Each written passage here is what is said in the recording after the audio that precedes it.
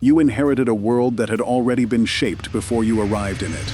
The neighborhood, the church, the family's position, all of it handed to you as simply how things were. No history attached. You grew up inside the aftermath without knowing there had been a before. 20 traditions, built across black communities from one end of the country to the other, that the government spent generations trying to make sure you never knew existed. Section 1. The 40 acres. Somewhere in your family's history, there was land. Maybe you knew it growing up, in the way you know things children know without being able to name them. A grandparent who talked about a place. A great uncle with a particular kind of quietness when certain subjects came up. A piece of information passed down at a kitchen table that didn't mean much to you at 8 years old and meant everything by 35. Or maybe it was the absence of land that your family carried, the same way you carry the absence of something you never had but somehow know belonged to you. Either way, it was there. The knowledge of it. The outline of what had been promised and then taken back before most of your family's story even began. On January 16, 1865, Union General William T. Sherman issued Special Field Order No. 15 from Savannah, Georgia. The order set aside roughly 400,000 acres of confiscated Confederate land along the coast of South Carolina, Georgia, and Florida, land that had been worked by enslaved people for generations, and redistributed it in 40-acre plots to the families of those who had worked it. Sherman also agreed to loan army mules to black settlers to help them work the ground. 40 acres and a mule.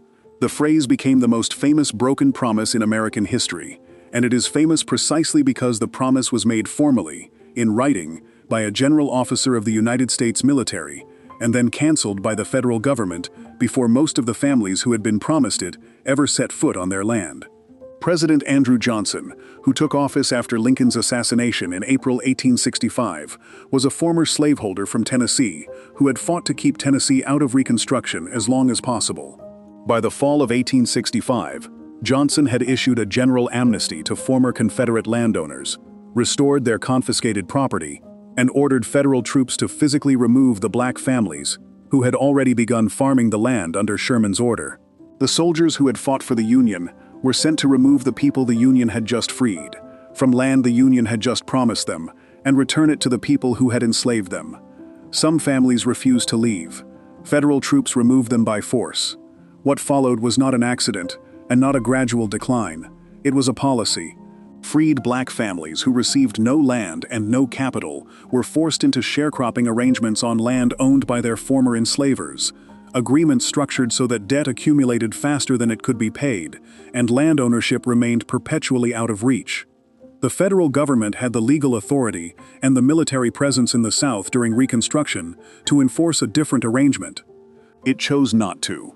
The Freedmen's Bureau, established in 1865 to assist formerly enslaved people in their transition, was chronically underfunded, staffed by too few agents, and effectively dismantled by 1872 after President Johnson spent 2 years weakening it and Congress failed to renew it with meaningful resources. Despite this, black families built something. By 1910, black Americans owned approximately 1 million farms covering around 15 million acres, roughly 14% of all farms in the United States. That number is worth sitting with. Those families had started from nothing, from active legal hostility, from an economy designed to keep them landless, and within 45 years, they had built a landholding base of 15 million acres. And they did it through extraordinary collective effort, through black fraternal organizations that pooled resources, through community credit networks, through sheer refusal to accept the arrangements designed for them. Then the government's agricultural policy machinery turned toward them again. The United States Department of Agriculture, established in 1862, spent the better part of the 20th century administering loan programs, subsidy programs, and technical assistance programs that were distributed through local county committees. And those county committees in the South were composed almost entirely of white farmers who had no obligation to serve black applicants and no accountability for refusing them. Black farmers requesting operating loans were denied, delayed, or offered terms so unfavorable that default was built into the agreement. White farmers in the same counties in the same years received the loans that black farmers were denied, used that capital to modernize and expand, and pass the resulting wealth to their children. The machinery was not random. It was consistent, documented, and repeated across decades. Between 1950 and 1974, black farmers lost 2/3 of their remaining farmland. By 1997, when a class-action lawsuit called Pigford v. Glickman was filed against the USDA by black farmers, alleging decades of racial discrimination in the administration of farm loans and assistance programs, the federal government settled the case for approximately $1 billion, the largest civil rights settlement in USDA history. Independent studies commissioned after the settlement found ongoing discrimination within the department as recently as 2011. The Government Accountability Office documented patterns of discrimination in 6 separate reports between 1999 and 2009. The settlement came. The discrimination continued.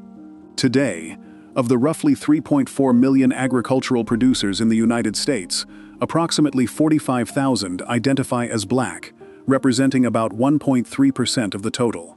In 1910, the number was 14%. Black-owned farmland now accounts for less than half of 1% of all American farmland. The 15 million acres that black families had built from nothing, against active opposition, in the 45 years after emancipation, is gone. The land did not simply consolidate or modernize away, the way family farming generally contracted across the 20th century.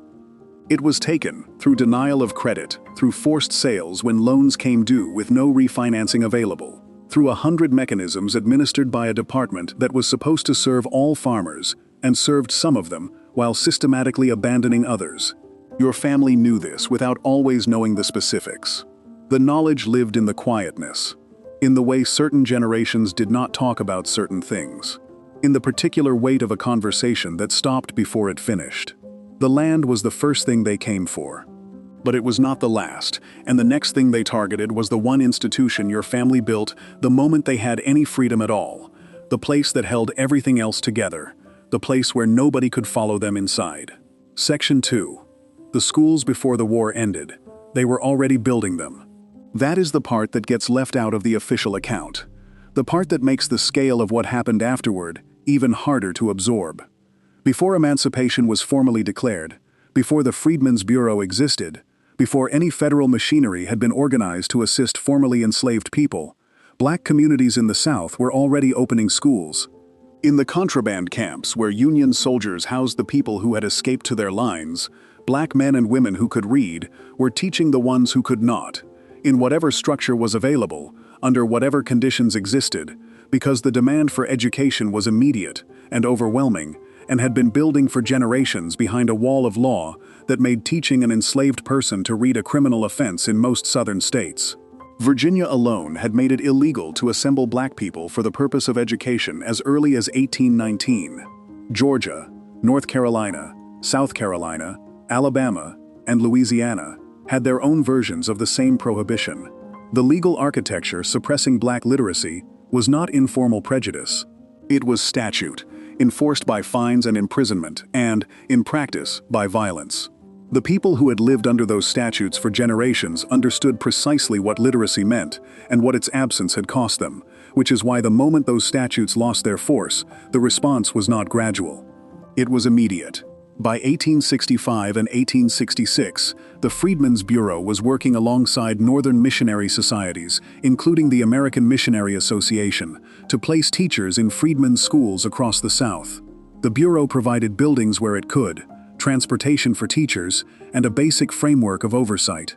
Black communities provided everything else, paying monthly tuition fees when they could, donating labor to build schoolhouses, feeding and housing the teachers assigned to them, and continuing to fund schools the moment Bureau support declined.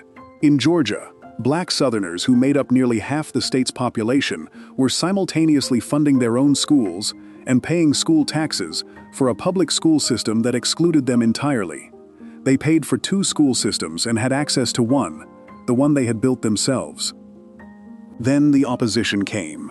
It came systematically, regionally, and with enough consistency that historians studying the Freedmen's Bureau records have documented at least 631 black schools destroyed by violence during the Reconstruction era, with the understanding that the actual number was considerably higher. The Bureau's own record-keeping was inconsistent and incomplete, and many attacks in rural areas went unreported entirely. Schools were burned, Teachers were driven out of communities by threats, beatings, and murder. In Louisiana, white mobs burned black schoolhouses in Lafourche and St. Mary parishes and disbanded their students in a single night. In Memphis, during the Memphis Massacre of 1866, a white mob burned the Freedmen's Schoolhouse to the ground. These were not random acts of prejudice by individuals acting alone. They were organized campaigns, frequently involving local law enforcement, aimed at preventing the one thing that the people who had held power in the South most feared, which was a literate, educated black population that could vote, contract, sue, and organize. President Andrew Johnson's hostility to the Freedmen's Bureau gave these campaigns political cover. By pardoning former Confederates and restoring their political power, Johnson ensured that the state legislatures and sheriff's offices of the South would be restocked with the same people who had enforced slavery, and those people understood immediately that education was the mechanism by which emancipation would either become real or remain theoretical. The Freedmen's Bureau was ordered to cease most of its educational operations by 1870 and was formally ended in 1872. The Northern missionary societies that had sent teachers and money gradually withdrew as public attention moved elsewhere. The schools that survived were the ones black communities had funded and staffed themselves, and those schools operated under constant threat of defunding, violence, and legal interference. After Reconstruction ended formally in 1877, Southern states moved quickly to establish dual school systems, maintaining the legal fiction of separate but equal, while directing resources to white schools and starving black schools of everything required to educate children. A photograph of the Vesey School for Colored Children in Georgia, taken in 1941, shows a building propped up on rocks with a broken window. That photograph was taken 76 years after emancipation, 4 years before the end of World War II, in a country that was fighting abroad for the freedom it was denying at home. The children sitting in that building were not sitting there because their community did not value education. They were sitting there because the state of Georgia had spent 3/4 of a century making sure the building looked exactly like that. The Supreme Court's ruling in Brown v's Board of Education in 1954 declared the dual school system unconstitutional. What it could not do was restore the generations of educational investment that had been diverted, the teachers who had not been trained, the students who had not been taught, the wealth that had not been built, the opportunities that had not opened. The economist's term for what was lost is human capital. The term your grandmother might have used was different and more specific. It was the word for the thing she always told you to get, the thing nobody could take away, the thing she believed in so completely that she said it at every opportunity, as if saying it enough times would make up for everything the law had already taken. The schools they built from nothing and burned were not just buildings. They were the same argument your family made every generation, the one that said, "We are owed more than this, and we will build it ourselves if we have to." Before we move on, if you're enjoying this analysis, please consider subscribing. It helps the channel tremendously. Those schools were built from nothing and burned by design, and the people who built them kept building. But the next thing the government came for was the one tool black communities had developed to speak to each other across the whole country. The one institution that carried news from city to city and told the truth when nobody else would. Section 3. The Black Press. The Chicago Defender arrived by train. That is how most black families in the Deep South received it, through the first half of the 20th century, not from a newsstand in their own town, but tucked inside the luggage of Pullman porters who carried it south from Chicago on the overnight cars and passed it hand to hand through networks of barbershops, churches, and fraternal lodges that distributed it quietly, carefully, and sometimes at genuine personal risk. In many southern counties, a white person who saw a black person reading the Chicago Defender understood immediately what they were looking at. The paper was not subtle about what it was. It told the truth about lynching at a time when white newspapers in the South either ignored it or described it as community justice. It published the names of the dead. It printed photographs. It told black readers in Mississippi and Alabama and Georgia exactly what was happening to people who looked like them, and it told them there were cities in the North where the law, at least theoretically, applied to everybody. The Defender did not report on the Great Migration the way a newspaper covers a trend. It actively encouraged it, publishing train schedules, listing northern cities that were hiring, running stories about black families who had left the South and built better lives. Robert Abbott, who founded the paper in Chicago in 1905 with 25 cents and a borrowed card table, understood that the Defender was not just a newspaper. It was an instrument of survival. The federal government understood this too, and did not approve. When the United States entered World War I in April 1917, the Wilson administration moved quickly to establish control over what the press could say about the war and about the country fighting it. The Espionage Act of 1917 and the Sedition Act of 1918 gave federal officials sweeping authority to declare publications unmailable and to prosecute editors whose coverage was deemed to undermine national unity. Postmaster General Albert Burleson, who administered the mailing privileges that most publications depended on for distribution, was openly hostile to the black press and used his authority accordingly. In the South, local postmasters were permitted to make their own decisions about what passed through their offices, and those postmasters used that discretion to stop black newspapers from reaching black readers in precisely the communities where those newspapers most needed to arrive. The Chicago Defender was specifically targeted. So was the Crisis. The magazine W.E.B. Du Bois had been editing for the Knockup since 1910, which had reached a circulation of roughly 100,000 by 1918. So was the Messenger, a socialist publication founded in New York in 1917 by A. Philip Randolph and Chandler Owen, which the Justice Department described in internal documents as the most dangerous black publication in America. What made these publications dangerous was not that they were lying. What made them dangerous was that they were telling the truth about what was happening to black soldiers in a segregated military, about lynchings that were occurring on American soil while the government was asking black men to die for American democracy abroad, about the gap between what the country claimed to stand for and what it was actually doing. The government's response to that truth was not to correct the conditions being described. It was to attempt to suppress the publications describing them. Federal agents visited black newspaper offices. Military intelligence operatives monitored editors and reporters. The Justice Department considered prosecuting Du Bois under the Espionage Act for an editorial arguing that black soldiers should fight for democracy at home with the same determination they were being asked to fight for it in France. The prosecution was considered and, ultimately, not pursued, but the surveillance continued. Randolph was hauled before a federal official in 1918 and asked to explain the Messenger's editorial positions. He was 29 years old, and he did not back down. The government backed off instead, but the pressure had been applied deliberately, and the message had been delivered. The black press survived World War I, and emerged from it larger and more influential than it had entered. The Chicago Defender's circulation peaked at around 230,000 in the early 1920s. The Pittsburgh Courier, founded in 1907, became one of the most widely read black newspapers in the country through the 1930s and 1940s. During World War II, the black press ran the Double V campaign, which pressed for victory against fascism abroad and victory against segregation at home, a formulation the Roosevelt administration found uncomfortable enough that FBI Director J. Edgar Hoover opened investigations into whether the black press was being used for enemy propaganda. The answer was no, which Hoover almost certainly knew. The investigation was the point. The surveillance was the message. By the 1950s and into the 1960s, COINTELPRO's attention to black publications and their editors was a continuation of the same logic the government had been applying since 1917. The tools had become more sophisticated. The underlying position had not changed.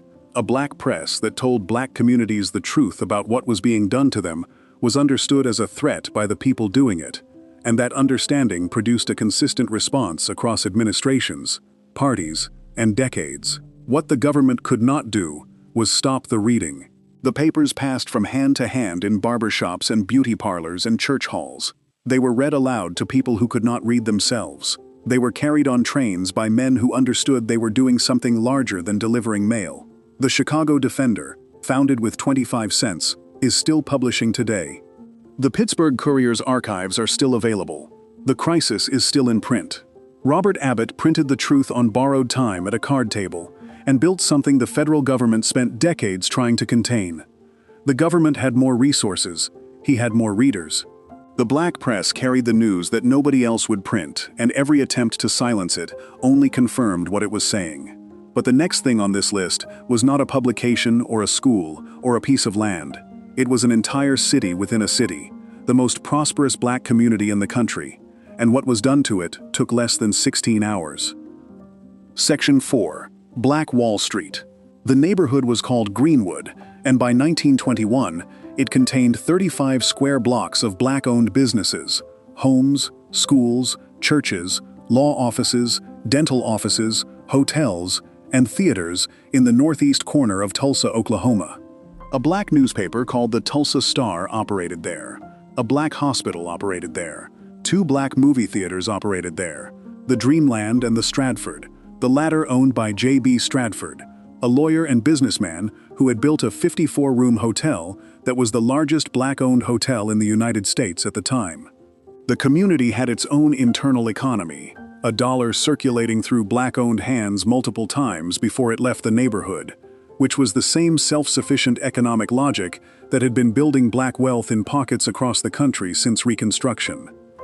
Booker T. Washington had visited a decade earlier and called Greenwood the Negro Wall Street of America.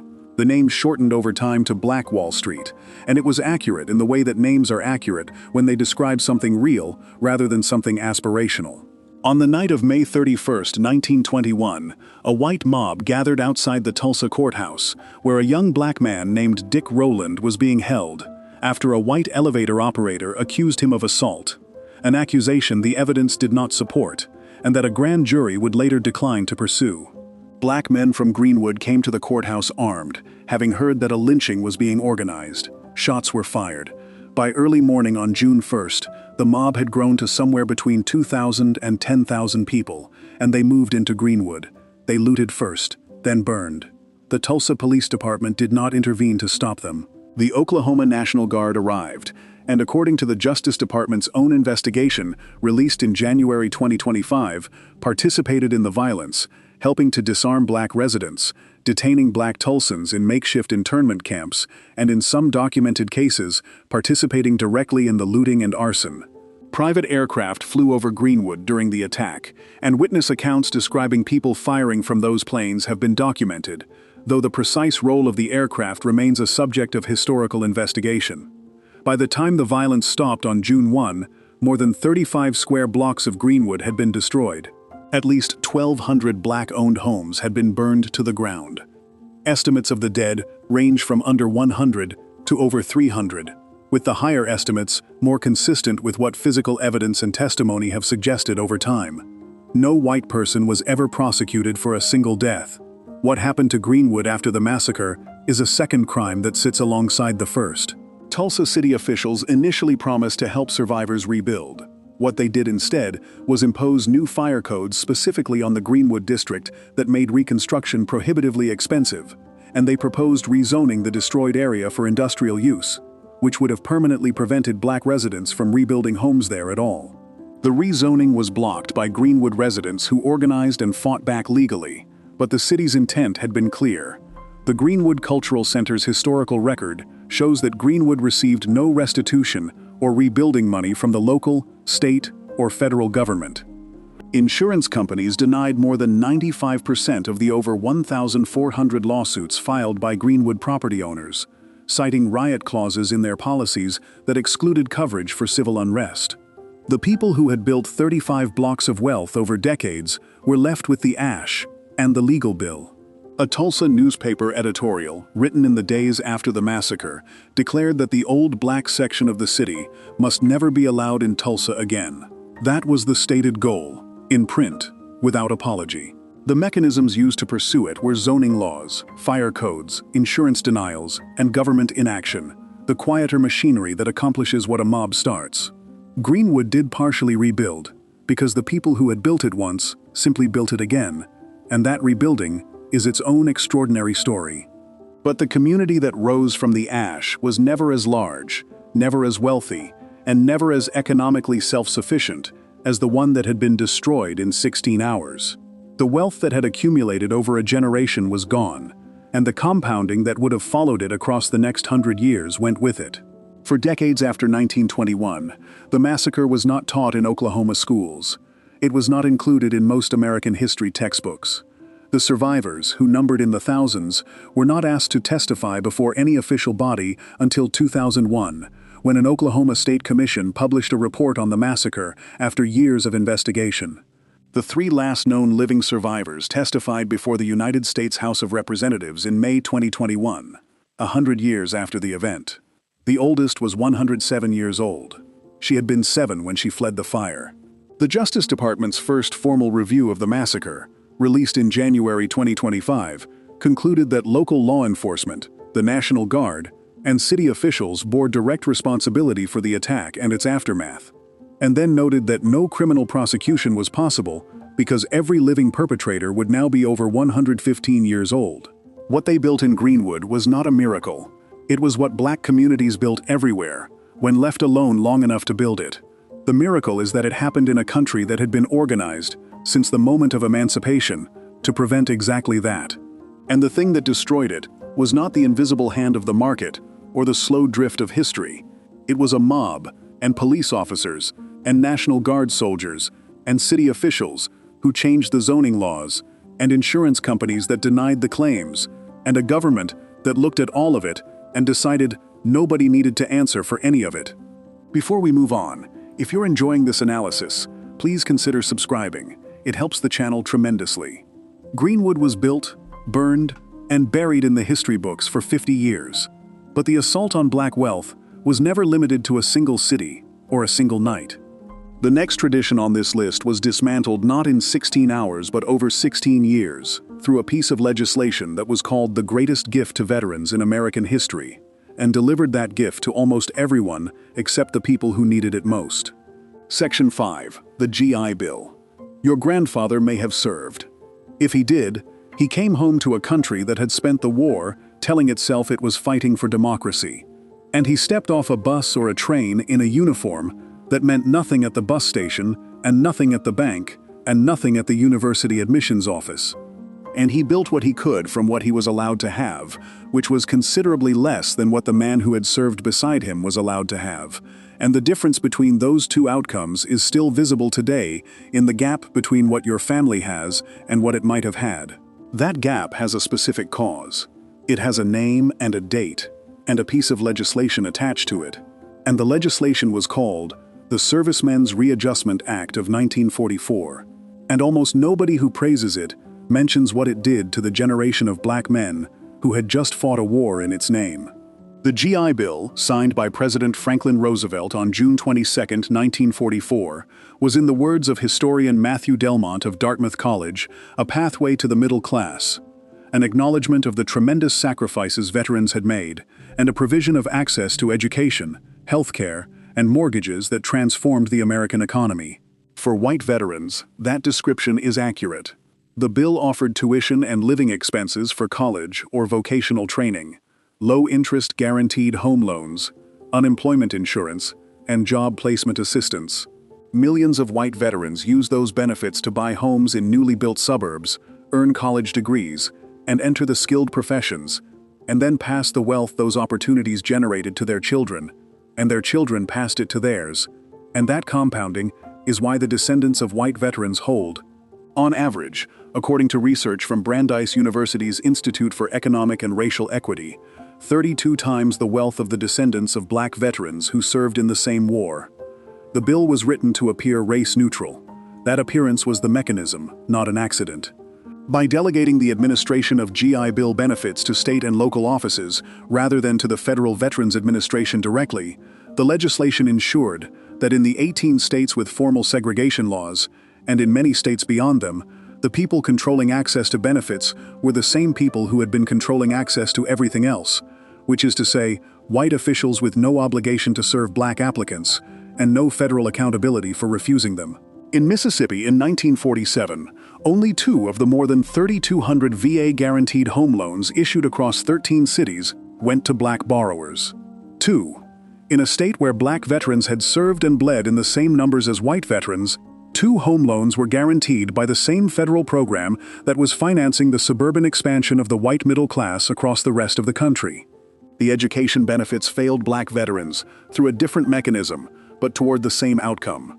Historically, white universities across the South refused to admit Black applicants, regardless of their veteran status. Historically, black colleges and universities were the alternative the legislation implicitly assumed black veterans would use, but those institutions had not been funded by the same state governments that had funded white universities, and they did not have the capacity to absorb the demand.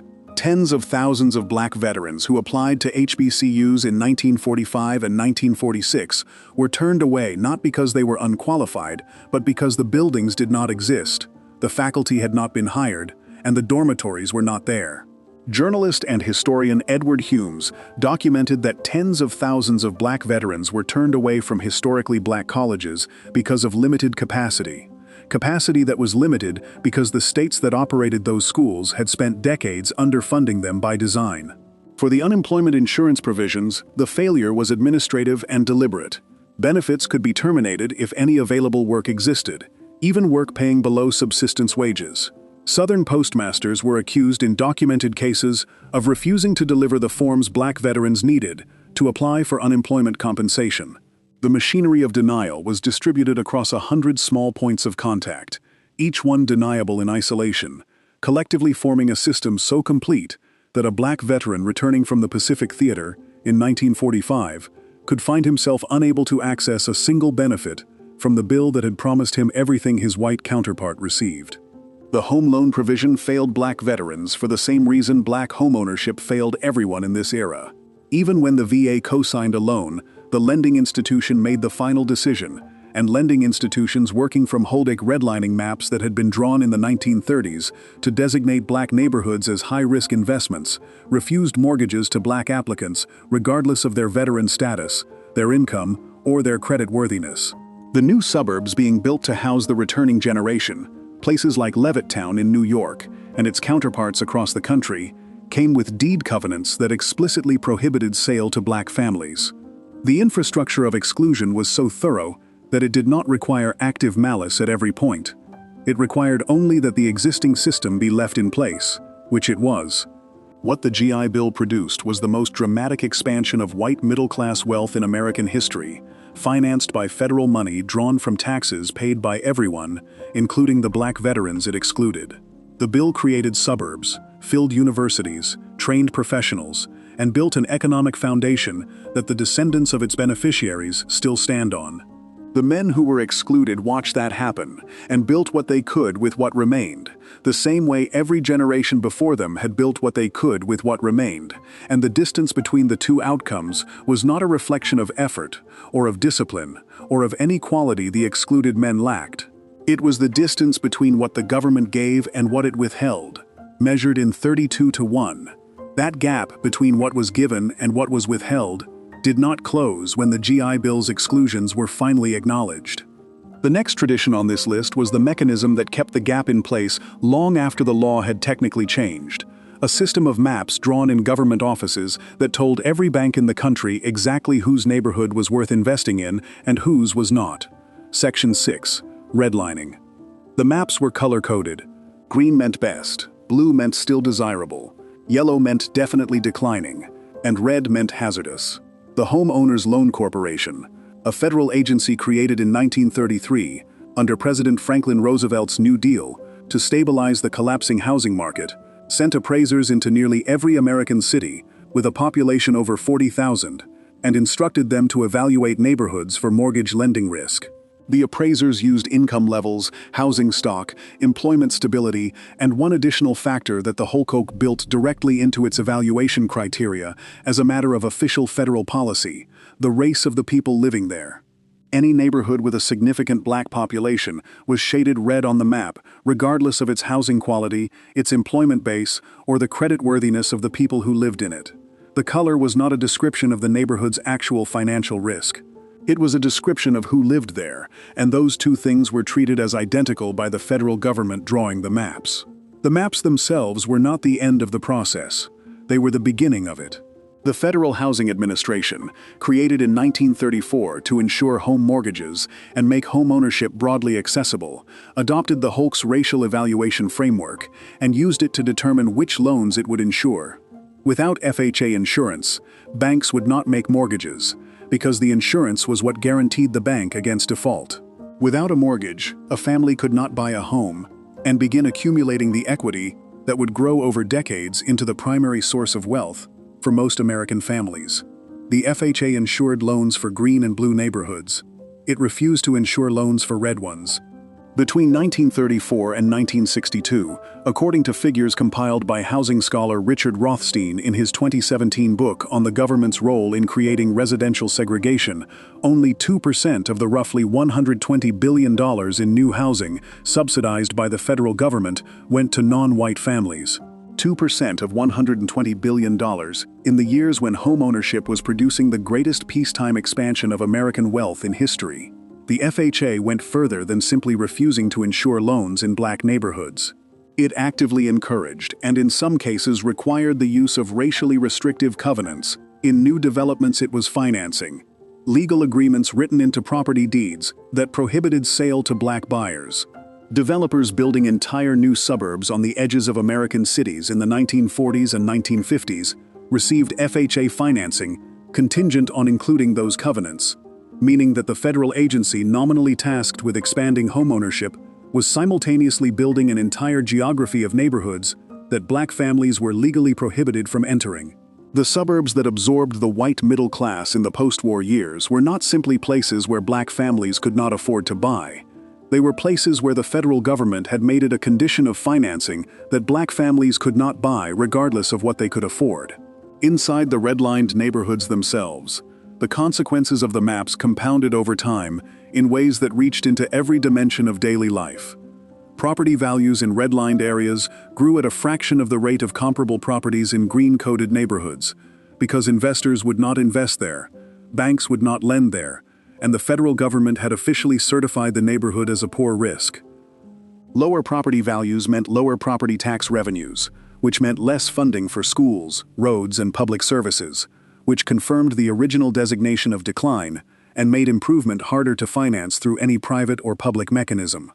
The redlined neighborhood did not deteriorate because the people in it let it deteriorate. It deteriorated because every financial instrument available in the American economy had been organized to ensure that no capital would flow into it. Black families who wanted to own homes in this environment had options, but they were options designed to extract wealth rather than build it. Contract buying, a practice documented in detail by historian Beryl Satter in her account of the Chicago housing market, allowed black families to purchase homes through agreements that gave them none of the legal protections of a mortgage, while requiring them to make payments on a property they did not legally own until the final payment was made. If they missed a single payment, the seller could reclaim the property immediately, keeping every payment that had been made.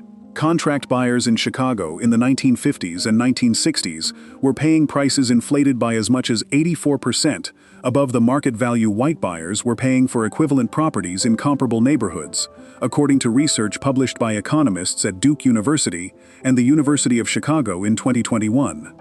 The people locked out of the mortgage market were being charged a premium for the lock. The Fair Housing Act of 1968 made redlining formally illegal. By 1968, the Holyoke maps had been shaping lending decisions for 35 years. The neighborhoods designated as hazardous in the 1930s had spent 3.5 decades receiving no investment, no mortgage capital, and no federal subsidy, while the neighborhoods designated as best had spent the same period accumulating equity, infrastructure, and intergenerational wealth. Making the practice illegal in 1968 did not restore what had been taken or redirect what had been misdirected. It stopped the official mechanism while leaving the outcomes in place. Studies conducted in 2018 by researchers at the National Community Reinvestment Coalition found that 3 out of 4 neighborhoods classified as hazardous by the Holyoke in the 1930s remained low to moderate income today. 3 out of 4. The map from 1933 is still describing the neighborhood 90 years later because the damage it did operated at a scale and over a duration that a change in the law could not simply reverse. Your family's address, wherever it was, had a color on one of those maps. That color determined what was possible there for the next 50 years. Nobody put it on your kitchen table. Nobody explained it at Sunday dinner. It was simply the condition of the world as your family found it. The reason certain things were harder than they should have been. Drawn in a federal office in 1933 by an appraiser your family never met and never will. Before we move on, if you're enjoying this analysis, please consider subscribing. it helps the channel tremendously. Those maps colored your neighborhood red and left it that way for generations. But the government was not finished with the neighborhoods themselves. The next tradition on this list was not about money on paper or color-coded risk charts. It was about what happened when the bulldozers arrived, and they always arrived in the same direction. Section 7. The neighborhoods. Robert Moses never lived in the neighborhoods he destroyed. That was part of how it worked.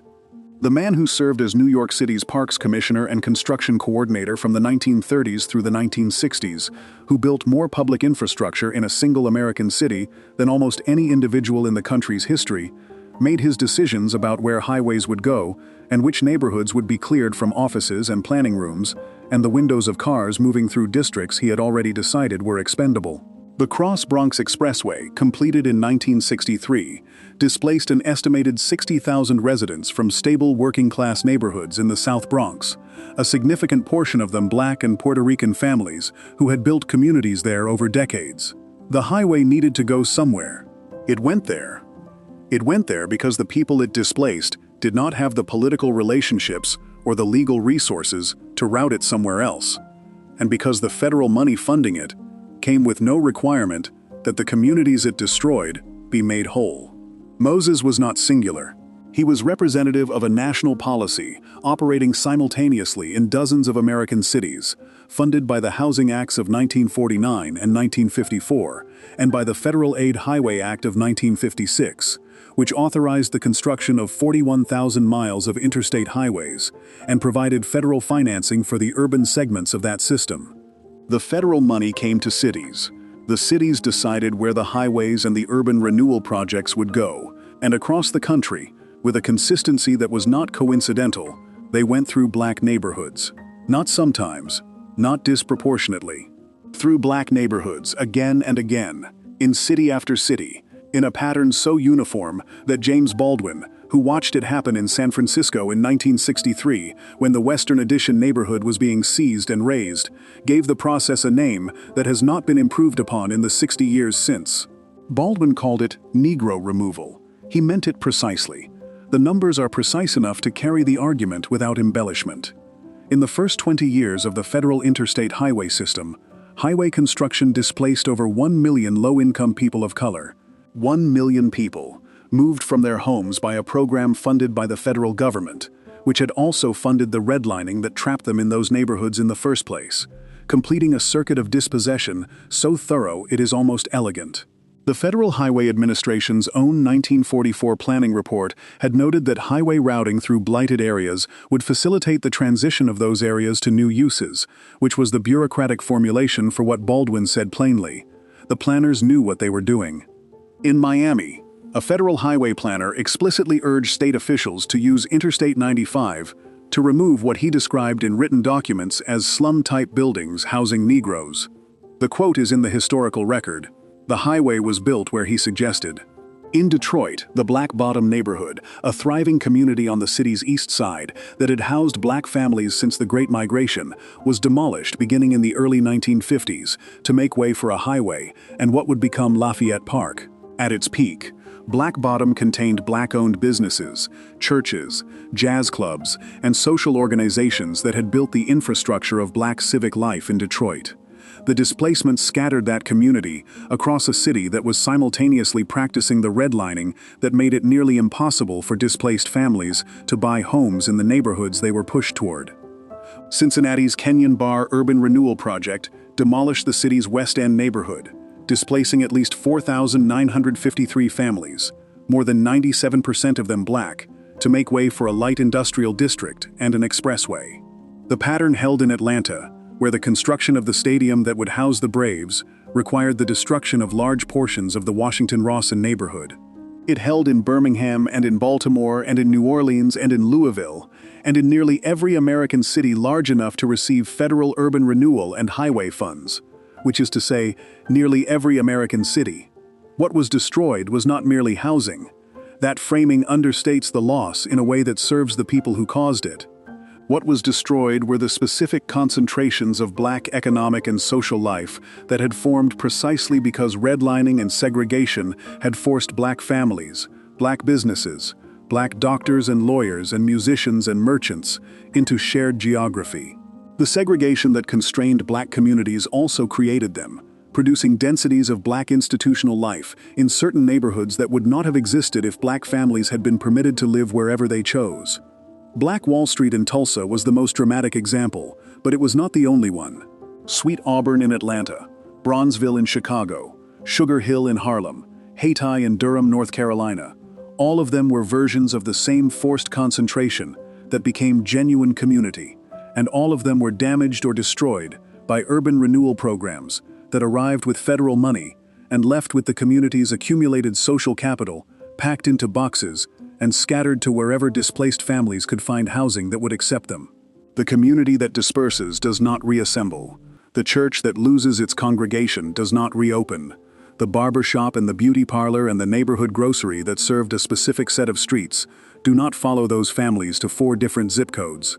The relationships that held a neighborhood together, the knowledge of who to call and where to go, and who could be trusted, do not transfer automatically to a new address.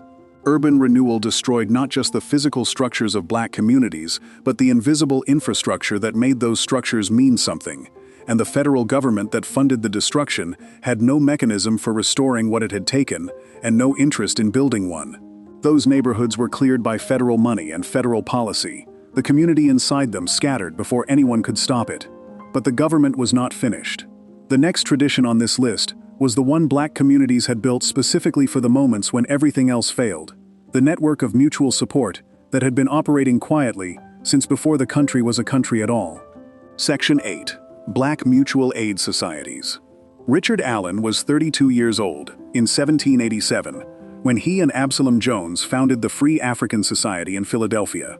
And what they built was not a charity in the sense that word is usually meant. It was a parallel government.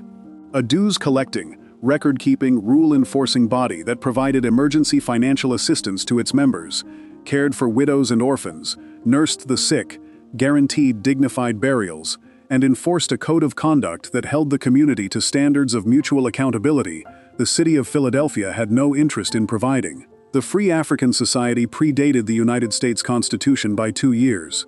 It predated the federal government's first census. It predated nearly every institution the new country was building for itself. And it existed because the people who founded it understood with complete clarity that none of those institutions were being built for them, and that if they were going to survive what was coming, they would have to build their own. That understanding did not go away. It deepened. Across the 19th century, as formal slavery persisted in the South and informal exclusion governed the North, black fraternal organizations and mutual aid societies multiplied into one of the most sophisticated networks of community self-sufficiency the country has ever produced.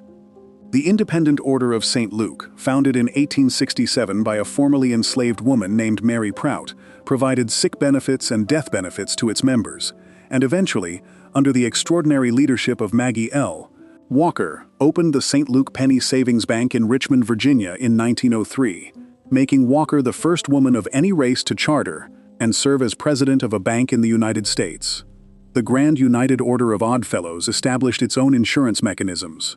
The United Order of True Reformers, founded in Virginia in 1881, grew into what historians have documented as the largest and most successful black business enterprise in the United States, between 1881 and 1910, operating a bank, a newspaper, a hotel, a real estate operation, and a home for the elderly, all from the mutual aid framework it had built from member dues. Prince Hall Masonry, whose founding traced to 1775 when Prince Hall and 14 other free black men were initiated into a British Army lodge in Boston and subsequently denied membership in white American lodges, built its own Grand Lodge structure and became one of the oldest and most enduring black fraternal institutions in the country.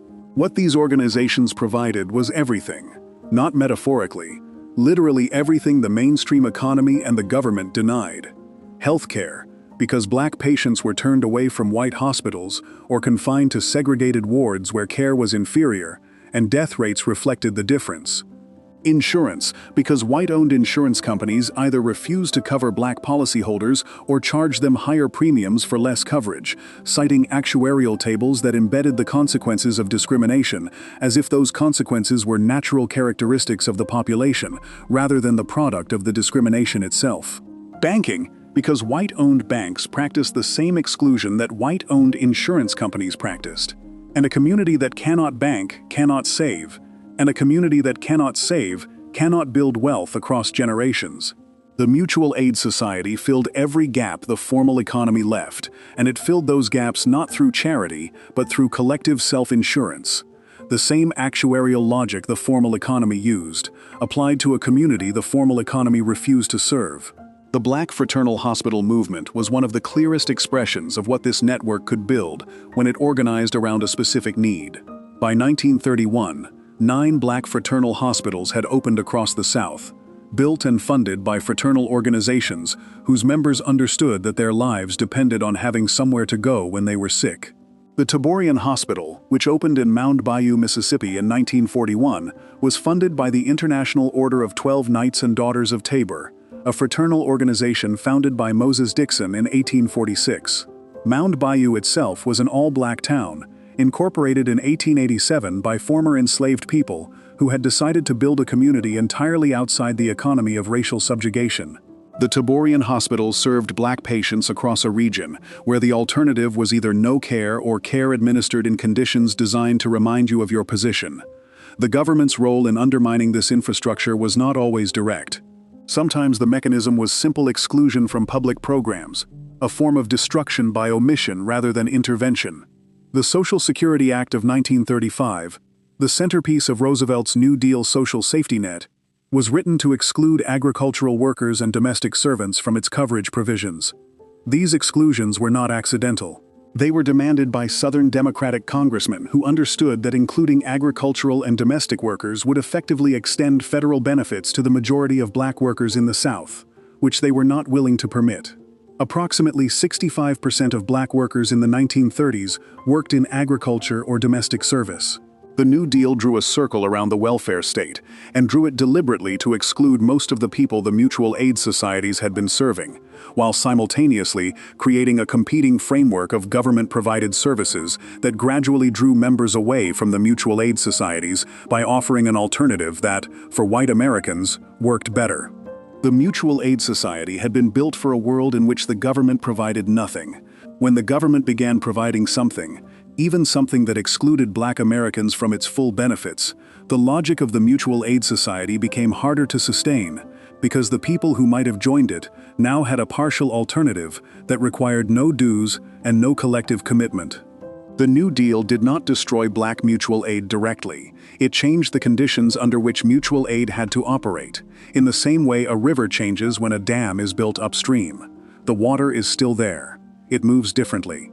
What had been a broad, self-sustaining current became something narrower, and the communities that had depended on that current for everything the government refused to provide found themselves caught between a welfare state that excluded them and a mutual aid network that was losing the critical mass required to function. Before we move on, if you're enjoying this analysis, please consider subscribing. It helps the channel tremendously. Those mutual aid societies built hospitals and banks and insurance networks from member dues, and the welfare state they were excluded from gradually pulled the ground out from under them. But the next tradition on this list was not an institution or an organization. It was a room, and what happened inside it, and what the government spent 20 years trying to make sure never happened again. Section 9. The Black Church Sunday morning meant more than Sunday morning. You knew this growing up, even if nobody said it directly. In the way the adults dressed differently for it. In the way the building on that corner had a weight to it that other buildings on other corners did not have. In the way decisions got made there, and information moved through it, and the people who needed help found the people who could provide it. All of it organized around a service that ended at noon, but whose effects ran through the rest of the week. The Black Church was not simply a place of worship in the way that phrase is usually meant. It was the only institution in Black American life that belonged entirely to Black Americans, that could not be foreclosed on by a white bank or shuttered by a white employer or denied a license by a white city council, and that gathered in one place on a regular schedule every person in the community who needed to be gathered. The people who wanted to suppress black political and economic life understood this. They had understood it since before the Civil War, which is why the suppression of black religious assembly was written into the same slave codes that suppressed black literacy. The church and the school were the same threat, approached from two directions. After emancipation, the black church expanded with extraordinary speed into every function the community required. It was a school when no public school existed. It was a bank when no bank would serve black depositors. It was a courthouse when the actual courthouse administered a different justice. It was a political organizing center when the political parties that wanted black votes had no interest in black governance. The African Methodist Episcopal Church, which Richard Allen had founded in Philadelphia in 1816, after white church officials tried to remove black worshippers from the main floor of St. George's Methodist Church to a segregated gallery during prayer, had grown by 1880 into a denomination with more than 400,000 members and a network of schools, newspapers, and social institutions that operated across the country. The National Baptist Convention, founded in 1895, became the largest black organization in America, and by the mid-20th century claimed millions of members across thousands of churches. These were not simply religious bodies. They were the organizational infrastructure of black civic life, and the FBI, under J. Edgar Hoover, understood them in precisely those terms. COINTELPRO's attention to the black church was not incidental to its attention to the civil rights movement. The two things were the same thing, because the civil rights movement organized in churches, raised money in churches, trained its leadership in churches, and drew its moral authority from the theological tradition those churches carried. The Southern Christian Leadership Conference, founded in 1957 by Martin Luther King Jr. and other black ministers, operated explicitly as a church-based political organization, which was not a strategic choice so much as a description of how black political organizing had always worked. Hoover's classification of the SECLC as a black nationalist hate group in his 1967 directive expanding COINTELPRO's targets placed it on the same list as organizations that advocated armed resistance, which told you everything about how the FBI understood the threat. The threat was not violence. The threat was the church-based capacity to organize, mobilize, and sustain a movement that might actually change something. FBI surveillance of black ministers began long before COINTELPRO was formalized. The Bureau had monitored Marcus Garvey's religious rhetoric in the 1920s and opened files on black ministers who spoke about racial equality in terms the Bureau found politically suspicious throughout the 1930s and 1940s. By the time King emerged as the movement's most visible leader in the mid-1950s, the surveillance infrastructure was already in place. What COINTELPRO added was the explicit directive to neutralize, not merely monitor, and the authorization to use whatever methods achieved that goal. The FBI tapped King's phones. It bugged his hotel rooms. It collected information about his personal life and mailed anonymous letters to him, threatening to expose what they had collected unless he stopped his public work. One letter, delivered in November 1964, shortly after King received the Nobel Peace Prize, urged him in language that left no ambiguity to take his own life. The letter was written in the FBI's offices and mailed with the Bureau's resources. This is documented history confirmed by Senate investigation, not allegation. The government's failure to protect black churches from physical violence was the other side of the same coin.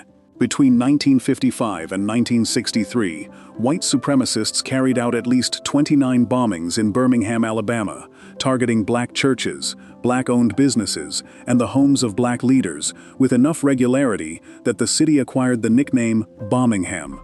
On August 10, 1963, Klansmen burned a century-old black church near Birmingham. The following day, FBI records show that the Bureau learned one of its own informants was involved in the attack. The Bureau did nothing. On September 15, 1963, 19 sticks of dynamite planted beneath the steps of 16th Street Baptist Church exploded during Sunday school, killing 4 girls, Addie Mae Collins, Cynthia Wesley, Carol Robertson, and Carol Denise McNair, whose ages were 14, 14, 14, and 11. The FBI suspected 4 specific Klan members almost immediately. The Bureau closed the case without filing charges in 1968. The first conviction did not come until 1977. The last came in 2002. 39 years after the bombing, when the youngest of the four men the FBI had suspected in 1963 was finally convicted. He was 71 years old. The church survived all of it. The surveillance, the infiltration, the failure of protection, the decades of deliberate undermining of the organizational capacity that made it more than a house of worship. It survived because the community that built it needed it too completely to let it go, and because what happened inside it on Sunday morning was the one thing, across all of this history, that the government never quite figured out how to take. The Black church held the community together through everything that had been done to it, and the government that had done those things knew the church was the reason. The next tradition on this list was the government's most comprehensive and most documented attempt to dismantle Black organizing from the inside. A program so secret that the country only learned its full scope when a group of activists broke into a federal building in the middle of the night. Section 10. COINTELPRO. The break-in happened on March 8, 1971, in Media, Pennsylvania, while Muhammad Ali was fighting Joe Frazier in New York, and most of the country's attention was elsewhere. A group of 8 activists who called themselves the Citizens Commission to investigate the FBI picked the lock on an FBI field office, removed every file in the building, and mailed the contents to journalists and members of Congress. The files revealed that the Federal Bureau of Investigation had been running a systematic program since 1956 to infiltrate, surveil, discredit, and destroy American political organizations it considered subversive, using methods that were illegal under the laws the Bureau was supposed to enforce. The program had a name. It was called COINTELPRO, short for Counterintelligence Program, and the documents taken from that field office in Media were the first public confirmation that it was not a theory or an allegation, but an official, authorized, documented operation, signed off at the highest levels of the federal government. J. Edgar Hoover had been running it for 15 years. Nobody outside the Bureau had known. The Senate's Church Committee, which investigated American intelligence agencies in 1975 and 1976, following the Media break-in and the Watergate revelations, confirmed the full scope of what the documents had suggested. COINTELPRO had targeted more than 2,000 organizations and 250,000 individuals. It had operated through surveillance, infiltration, anonymous mailings, forged letters, planted evidence, fabricated criminal charges, and in documented cases, coordinated violence. The FBI contemplated 379 proposed actions against Black nationalist groups and individuals between 1967 and 1971 alone. In the same period, it contemplated 287 proposed actions against Ku Klux Klan groups and individuals, which meant the Bureau directed more energy toward neutralizing Black political organizations than toward neutralizing the white supremacist terror network that was bombing Black churches and murdering civil rights workers. That comparison is not incidental to understanding what COINTELPRO was. It is the definition of what COINTELPRO was. Hoover launched the program in 1956, initially targeting the Communist Party of the United States. By 1967, he had dramatically expanded its scope, with a classified directive ordering agents to expose, disrupt, misdirect, discredit, and otherwise neutralize what he called Black nationalist hate groups. His list included the Southern Christian Leadership Conference, the Student Nonviolent Coordinating Committee, the Nation of Islam, and the Black Panther Party, organizations whose methods and ideologies differed substantially from each other, but shared the quality of being led by Black people who were organizing Black communities toward political power. When Hoover was asked what he considered the single greatest threat to the internal security of the United States, he answered with 2 words: Negro unity.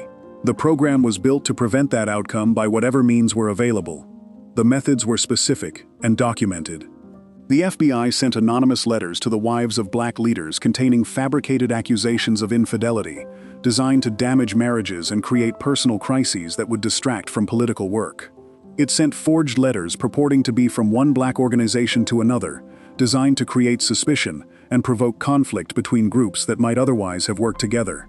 It planted informants inside organizations at every level, from chapter meetings to leadership circles, and those informants were sometimes instructed not merely to observe, but to encourage illegal activity that could then be used to justify arrests.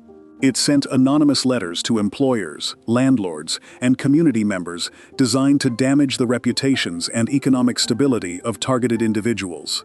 It contacted college administrators to prevent black student organizers from completing their degrees. It worked with local police departments to coordinate raids, arrests, and in some documented cases, killings.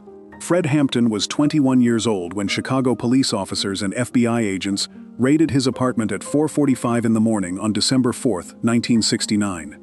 Hampton was the chairman of the Illinois chapter of the Black Panther Party, a gifted organizer who had built coalitions between the Panthers, the Young Patriots, and the Young Lords, a cross-racial working-class alliance that Hoover's directive had specifically identified as the kind of black unification the program was designed to prevent. An FBI informant named William O'Neill, who had been planted inside the Illinois Panthers and had risen to become Hampton's personal bodyguard and director of chapter security, provided the Bureau and Chicago police with a detailed floor plan of Hampton's apartment before the raid, including the location of Hampton's bed. Hampton was shot twice in the head at close range while he slept. He was 21 years old. His fiancée, who was 8 months pregnant with his child, was sleeping beside him when he was killed. The raid produced no evidence of the weapons cache it had officially been organized to find. A federal grand jury later concluded that the floor plan O'Neill provided had been instrumental in Hampton's death. What COINTELPRO destroyed was not simply individual leaders, though the leaders it destroyed were irreplaceable. What it destroyed was organizational continuity, the accumulated knowledge and trust and relationship networks that allow a movement to survive the loss of any single person. When you infiltrate an organization successfully enough, you do not need to destroy it from outside. The organization destroys itself, because nobody inside it can establish with certainty who is trustworthy, and an organization in which nobody is certain who can be trusted cannot function. The paranoia COINTELPRO deliberately seeded inside black organizations was as damaging as any specific action the Bureau took, because it persisted after the specific action stopped, carried forward by the people who had lived through it, and could not unknow what they had learned about what was possible. The Church Committee confirmed everything in 1976. The Bureau had done what the stolen documents said it had done. No FBI director was prosecuted. No agent was convicted for Fred Hampton's murder. The program was formally terminated in 1971, though whether the methods it institutionalized were simply renamed rather than discontinued is a question historians continue to examine. The files are still mostly classified. The full scope is still not known. Before we move on, if you're enjoying this analysis, please consider subscribing. It helps the channel tremendously. COINTELPRO ran for 15 years before anyone outside the Bureau knew its name, and it ran longest and hardest against the organizations doing the most to build black community from the inside. The next tradition on this list was one of those organizations, and the specific program the FBI considered its greatest threat was not an armed patrol or a political manifesto. It was breakfast. Section 11, the Black Panther Free Breakfast Program. The children arrived before school. Some of them had walked several blocks in the early morning cold of Oakland to get there, and what was waiting for them at St. Augustine's Episcopal Church on January 6, 1969, was a hot meal, the first one some of them had eaten since the previous afternoon. Eggs, grits, toast, bacon, milk, fresh oranges. The Black Panther Party had negotiated donations from local businesses, organized neighborhood mothers to cook, and set up tables in the church hall before sunrise. Bobby Seale had planned the program with Father Earl Neal and a parishioner named Ruth Beckford Smith, who recruited the women who made it run every morning. The first day they served 11 children. Within weeks, the number was in the hundreds. By the end of 1969, the program had expanded to Panther chapters in 23 cities across the country, and it was feeding more than 20,000 children nationally.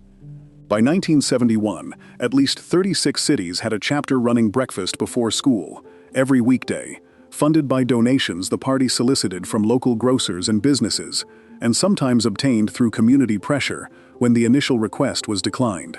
Ruth Beckford Smith described what the school principal told her after the first weeks of the program. The children who had been falling asleep in class were no longer falling asleep. The children who had been crying with stomach cramps in the morning were no longer doing that either. School officials in cities across the country reported measurable improvements in academic performance and classroom behavior among the children the program served. In 1969, the administrator for the United States National School Lunch Program acknowledged in congressional testimony something that should have been uncomfortable for a federal official to have to say: that the Black Panther Party was feeding more low-income children in California than the state of California was. The state had the resources and the mandate. The party had the commitment. The result was documented in federal testimony on the record. J. Edgar Hoover's internal assessment of the breakfast program was not that it was ineffective or irrelevant. His internal assessment was that it was the most dangerous thing the Black Panther Party did. In a 1969 memo, Hoover described the program as potentially the greatest threat to efforts by authorities to destroy what the party stands for, which was a precise inversion of the usual logic of threat assessment. The program was dangerous not because it was harmful, but because it was working, because it was building the kind of community loyalty and organizational legitimacy that was far harder to undermine than armed rhetoric. Because a parent who had watched the Black Panther Party feed her child hot breakfast every morning for a school year was not going to believe what the FBI was saying about the organization on the evening news. Hoover understood this clearly. He authorized the program's destruction on those grounds.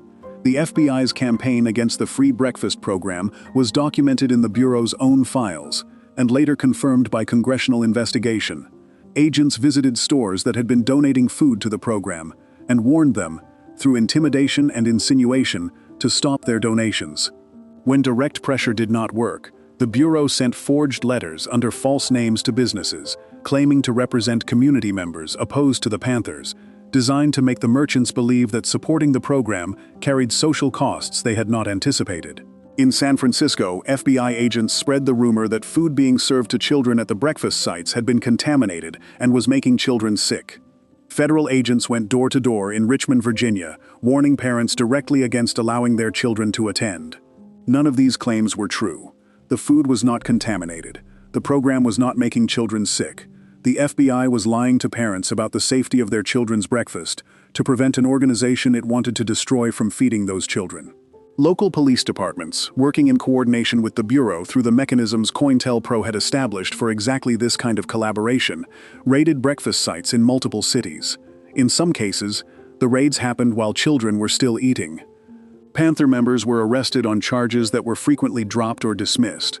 But the arrest itself disrupted the operation, frightened away volunteers, and created the impression of criminal activity that the Bureau's press contacts could then report to newspapers as confirmation of the party's dangerous character. The Breakfast Program's association with an organization that wore black berets and leather jackets, and had said threatening things about police officers, made it easy for the government to frame community feeding as menace. And the press cooperated with that framing with enough consistency that many Americans who knew the Panthers only from television coverage never knew the breakfast program existed at all. The party's broader survival programs, which included free health clinics in 16 cities, ambulance services in communities underserved by municipal emergency response, legal aid offices, senior meal delivery programs, and a liberation school in Oakland that provided free education to black children from preschool through elementary grades, were all subjected to the same combined pressure of FBI sabotage, police harassment, and media mischaracterization. The health clinics tested for sickle cell anemia at a time when the federal government had allocated almost no resources to the disease, which affected black Americans at dramatically higher rates than white Americans. The Panther Clinic in Chicago conducted more sickle cell tests in a single year than the state of Illinois had conducted in the previous decade. The federal government dismantled the party.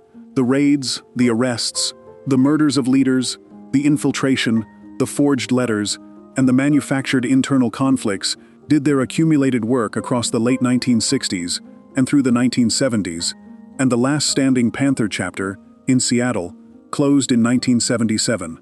Then the federal government adopted the breakfast program, the model the Panthers had demonstrated, that feeding children before school produced measurable academic improvement, became the justification for the expansion of federal school breakfast programs that today reach more than 14 million children. The program the FBI had called the greatest threat to national security in 1969 became federal policy by the 1970s. The people who built it first received no credit. The children who eat breakfast in school cafeterias today are the inheritance of a program the government tried to destroy. The breakfast program fed 20,000 children a day, and the FBI called it a national security threat. But the next tradition on this list was not a program an organization built. It was something the government did to people directly, in a county in Alabama, for 40 years, without their knowledge, without their consent, and without stopping, even after the cure had been found. Section 12. The Tuskegee Experiment. The flyers went up in the fall of 1932 in Macon County, Alabama, printed in black and white and posted in the places where poor black sharecroppers gathered: the churches, the general stores, the barber shops. The flyers promised free treatment for bad blood, which was a local term that covered a range of ailments, fatigue, and aching joints and general unwellness, and free medical examinations, and free hot meals on the days the examinations were conducted, and burial insurance, which was not a small thing for men who had nothing, and whose families had nothing, and for whom the cost of a dignified burial was a genuine source of anxiety. The United States Public Health Service was offering these things, a federal agency with federal resources and federal authority, and in a county where black residents had almost no access to medical care of any kind, the offer was answered. 600 men enrolled. Of those, 399 had syphilis, and 201 did not, and none of them were told which group they were in, because none of them were told what the study was actually measuring, because telling them would have made what was about to happen impossible to sustain. The Tuskegee study of untreated syphilis in the Negro male, which is the study's full official name, was designed to observe what happened to black men with syphilis if they received no treatment.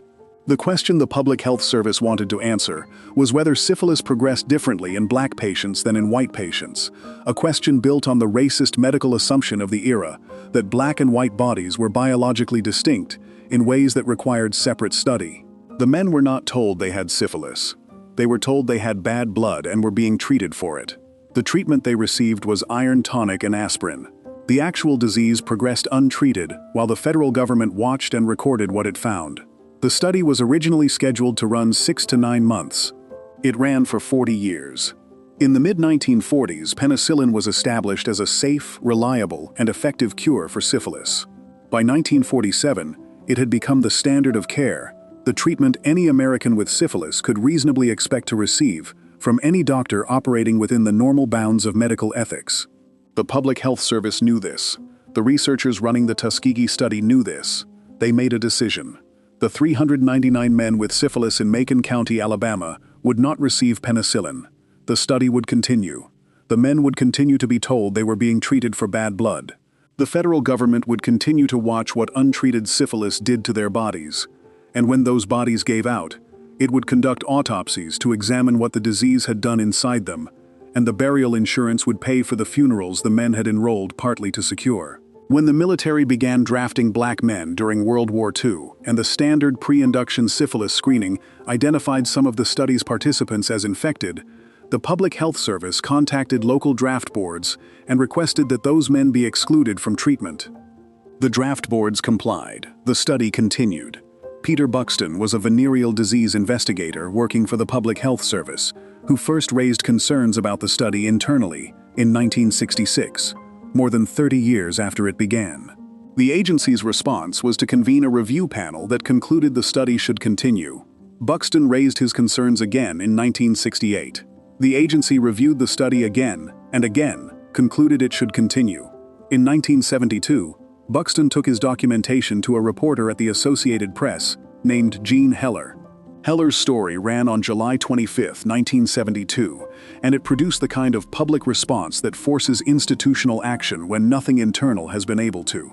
Congress opened hearings. The study was terminated. By that point, it had been running for 40 years, 8 months, and 22 days.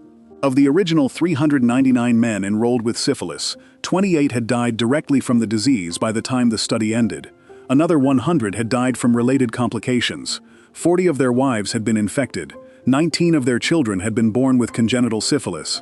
The federal government did not issue a formal apology to participants and their families until May 1997, when President Bill Clinton met with 5 elderly survivors at the White House and said the words that should have been said 25 years earlier. No one was ever prosecuted for what had been done to those men. The researchers who had run the study for 4 decades, who had withheld a known cure from men who were dying of a curable disease, faced no criminal charges. The study's principal investigators continued their careers without legal consequence.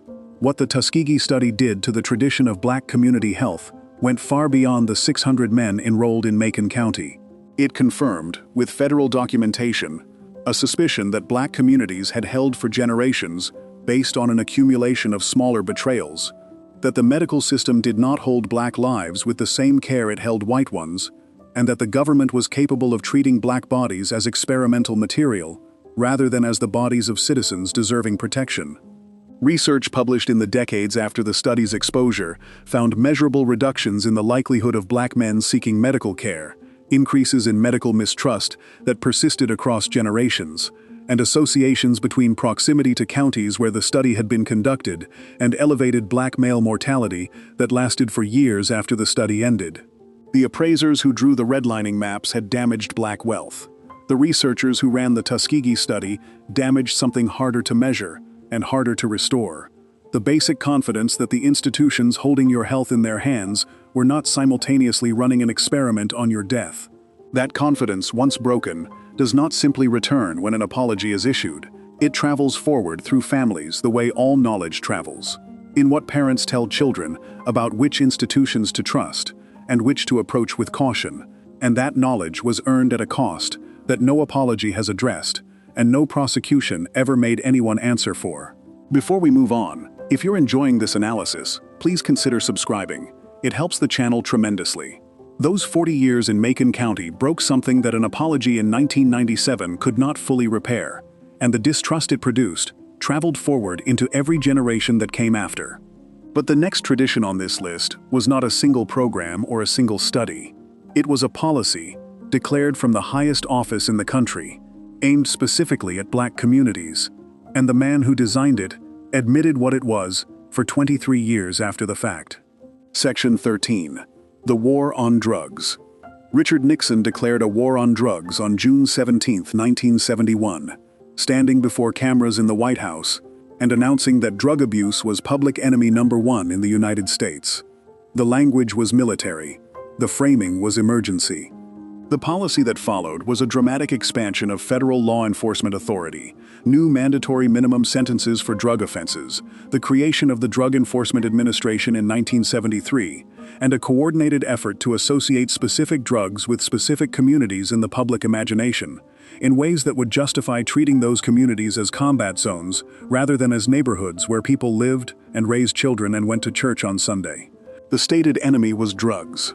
The actual architecture of the policy, its targets, its enforcement priorities, its sentencing structures, and the communities that absorbed its consequences most completely, pointed in a direction that the war's designers understood and acknowledged privately, though the acknowledgement did not become public for 23 years. John Ehrlichman was Nixon's chief domestic policy advisor and one of the primary architects of the administration's drug strategy. In 1994, he sat down with journalist Dan Baum, who was researching a book on American drug prohibition, and said what he said with the bluntness of a man who had already been publicly disgraced, had already served time in federal prison for his role in Watergate, and had little left to protect. The Nixon campaign in 1968, Ehrlichman told Baum, and the Nixon White House after that, had two enemies: the anti-war left and black people. They knew they could not make it illegal to be against the war or to be black. But by associating the anti-war left with marijuana and black people with heroin, and then criminalizing both heavily, they could disrupt those communities, arrest their leaders, raid their homes, break up their meetings, and discredit them in the press night after night. Ehrlichman's account of the conversation was published in Harper's Magazine in 2016. He had died in 1999. His children disputed the account. The policy's outcomes do not dispute it. The sentencing disparity between crack cocaine and powder cocaine is the clearest single illustration of how the war on drugs was designed to operate along racial lines.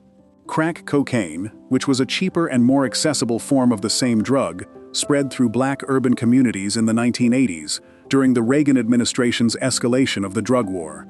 Powder cocaine, which was more expensive, was more commonly associated with white users. The Anti-Drug Abuse Act of 1986 established a sentencing ratio of 100-to-1 between crack and powder cocaine, meaning that possession of 5 grams of crack cocaine triggered the same mandatory minimum sentence as possession of 500 grams of powder cocaine. 5 grams is roughly the weight of a nickel. The United States Sentencing Commission reported in 1995 that 88% of federal crack cocaine defendants were black. The commission recommended eliminating the disparity. Congress voted to reject the recommendation.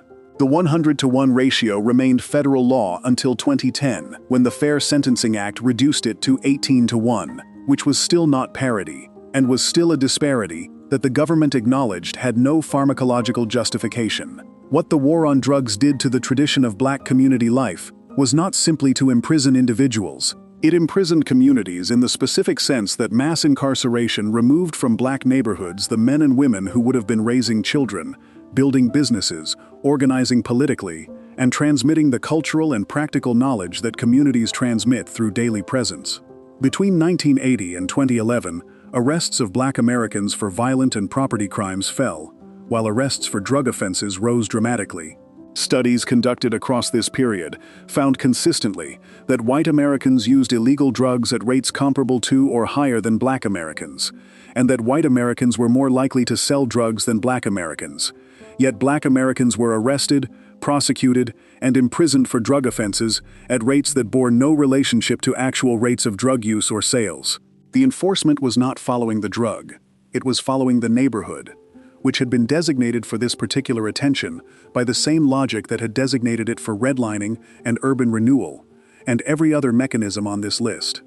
The number of people incarcerated in American jails and prisons grew from approximately 300,000 when Nixon declared his war in 1971 to 2.3 million by the early 2000s, a period during which the United States went from having an incarceration rate comparable to other wealthy democracies to having the highest incarceration rate in the world.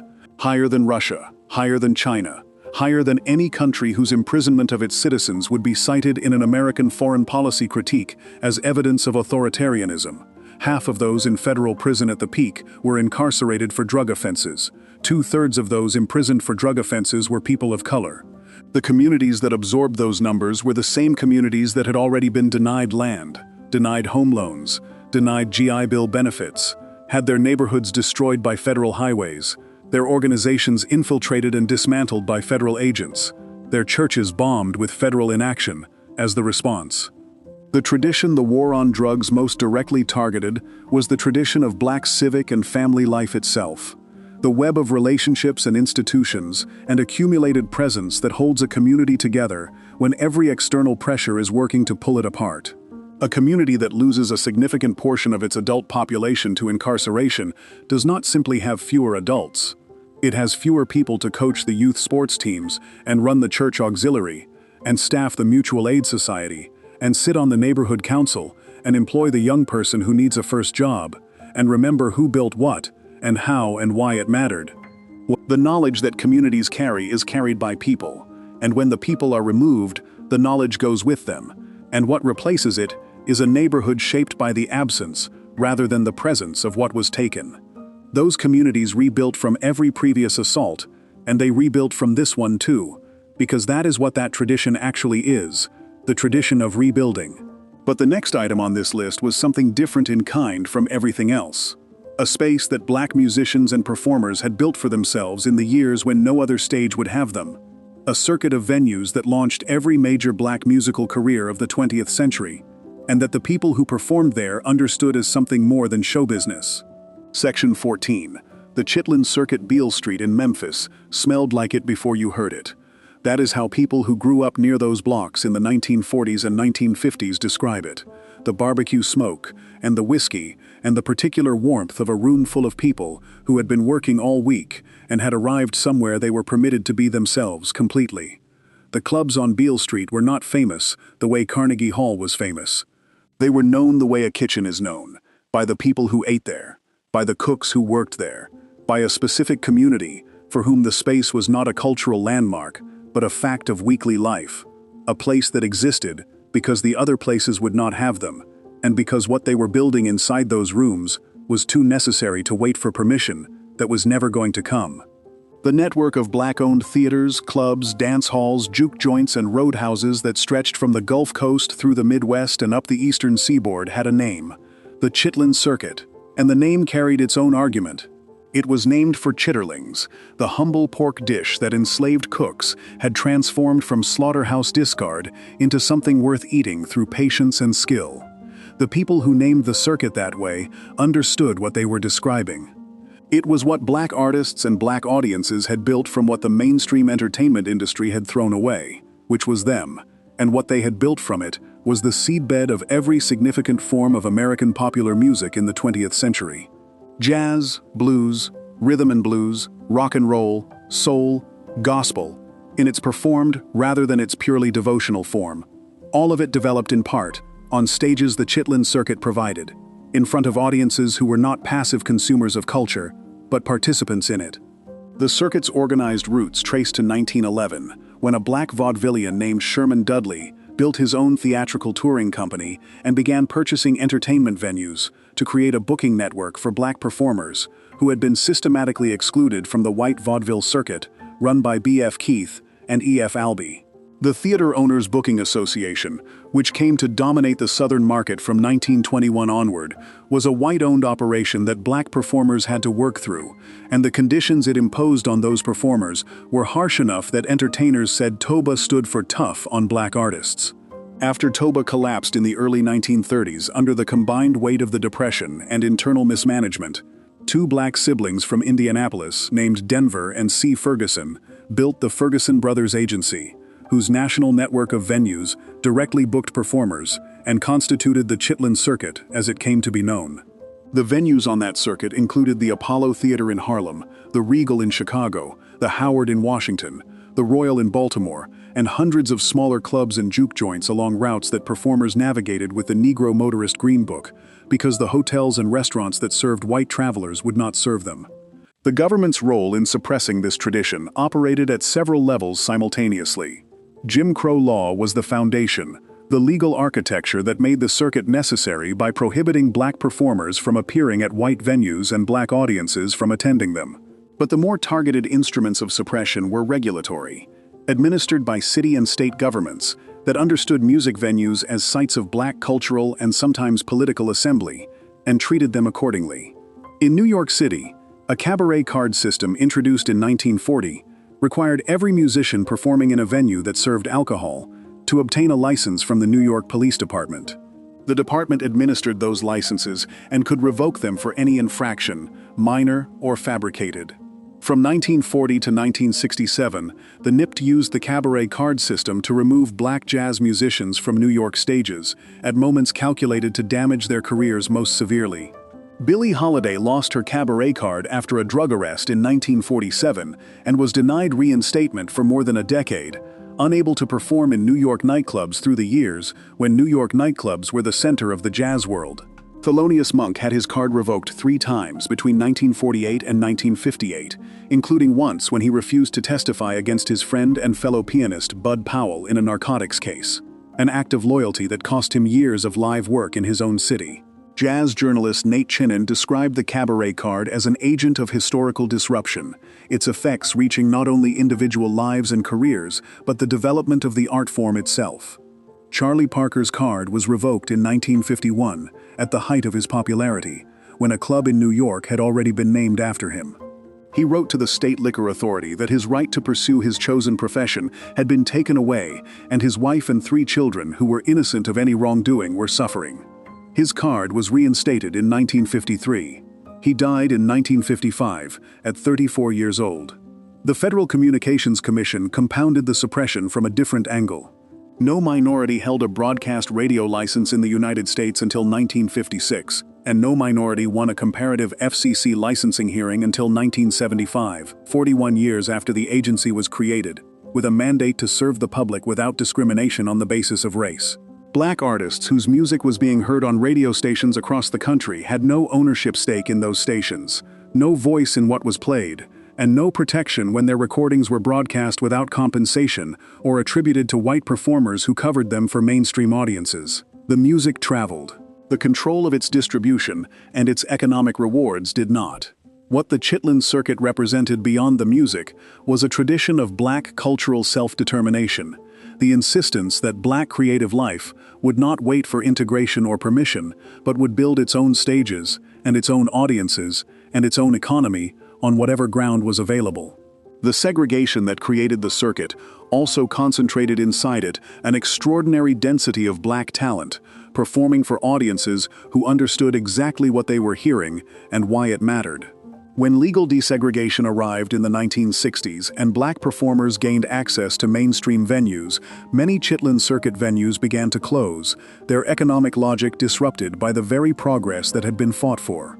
The tradition of black-owned performance space, of stages belonging to the community rather than to the mainstream entertainment industry, did not fully survive the integration it had helped make possible. Before we move on, if you're enjoying this analysis, please consider subscribing.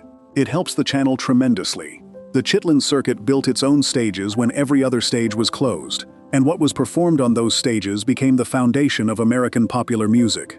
But the next tradition on this list was not built around performance or art or community gathering.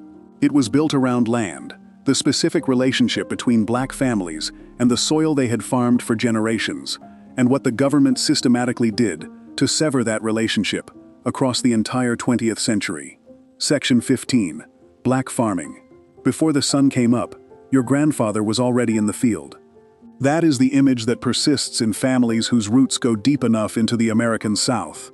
A man moving through pre-dawn darkness toward work that was entirely his, on land that belonged to him, carrying knowledge about soil and seed and weather that had been passed down through generations of people who had farmed this ground under every condition imaginable, including conditions designed to prevent them from doing it at all. Black farming in America was not simply an occupation. It was the primary mechanism through which black families in the South built anything resembling economic stability after emancipation, the one activity that placed them outside the direct control of a white employer and gave them the particular autonomy that comes from working ground you own toward a harvest you will sell on your own terms. Which is precisely why so much of the machinery of American government spent so much of the 20th century dismantling it. By 1910, black farmers owned approximately 1 million farms, covering 15 million acres, representing 14% of all farms in the United States. That number had been built in 45 years, from nothing, against active legal and economic hostility, through a combination of collective effort and individual determination so sustained, it constitutes one of the more remarkable economic achievements in American history. The knowledge those farmers carried was not limited to physical labor. It was a complete system of agricultural understanding, developed across generations, covering the specific properties of southern soil types, the timing of planting by season and by observation of the natural world, the management of water on low-lying land, the cultivation of crops including cotton, tobacco, sweet potatoes, peanuts, and sorghum in conditions that required intimate familiarity with variables no government extension service had documented, because no government extension service had been paying attention to black farmers.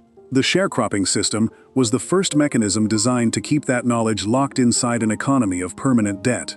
A black family farming on shares provided their labor and their knowledge, but not their land, receiving a portion of the harvest that was calculated by the landowner after the landowner had subtracted the cost of seeds purchased from the landowner's store at the landowner's prices, the use of the landowner's tools at the landowner's rental rates, and the advances made against the harvest that had accumulated across the growing season.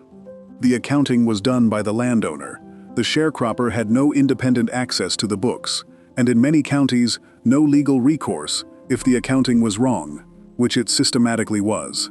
Families worked the same ground for decades and fell further into debt each year, legally bound to the land, by debt arrangements that functioned as a continuation of slavery by contract rather than by force, and that were enforced in many southern counties by the same violence that had enforced slavery before it.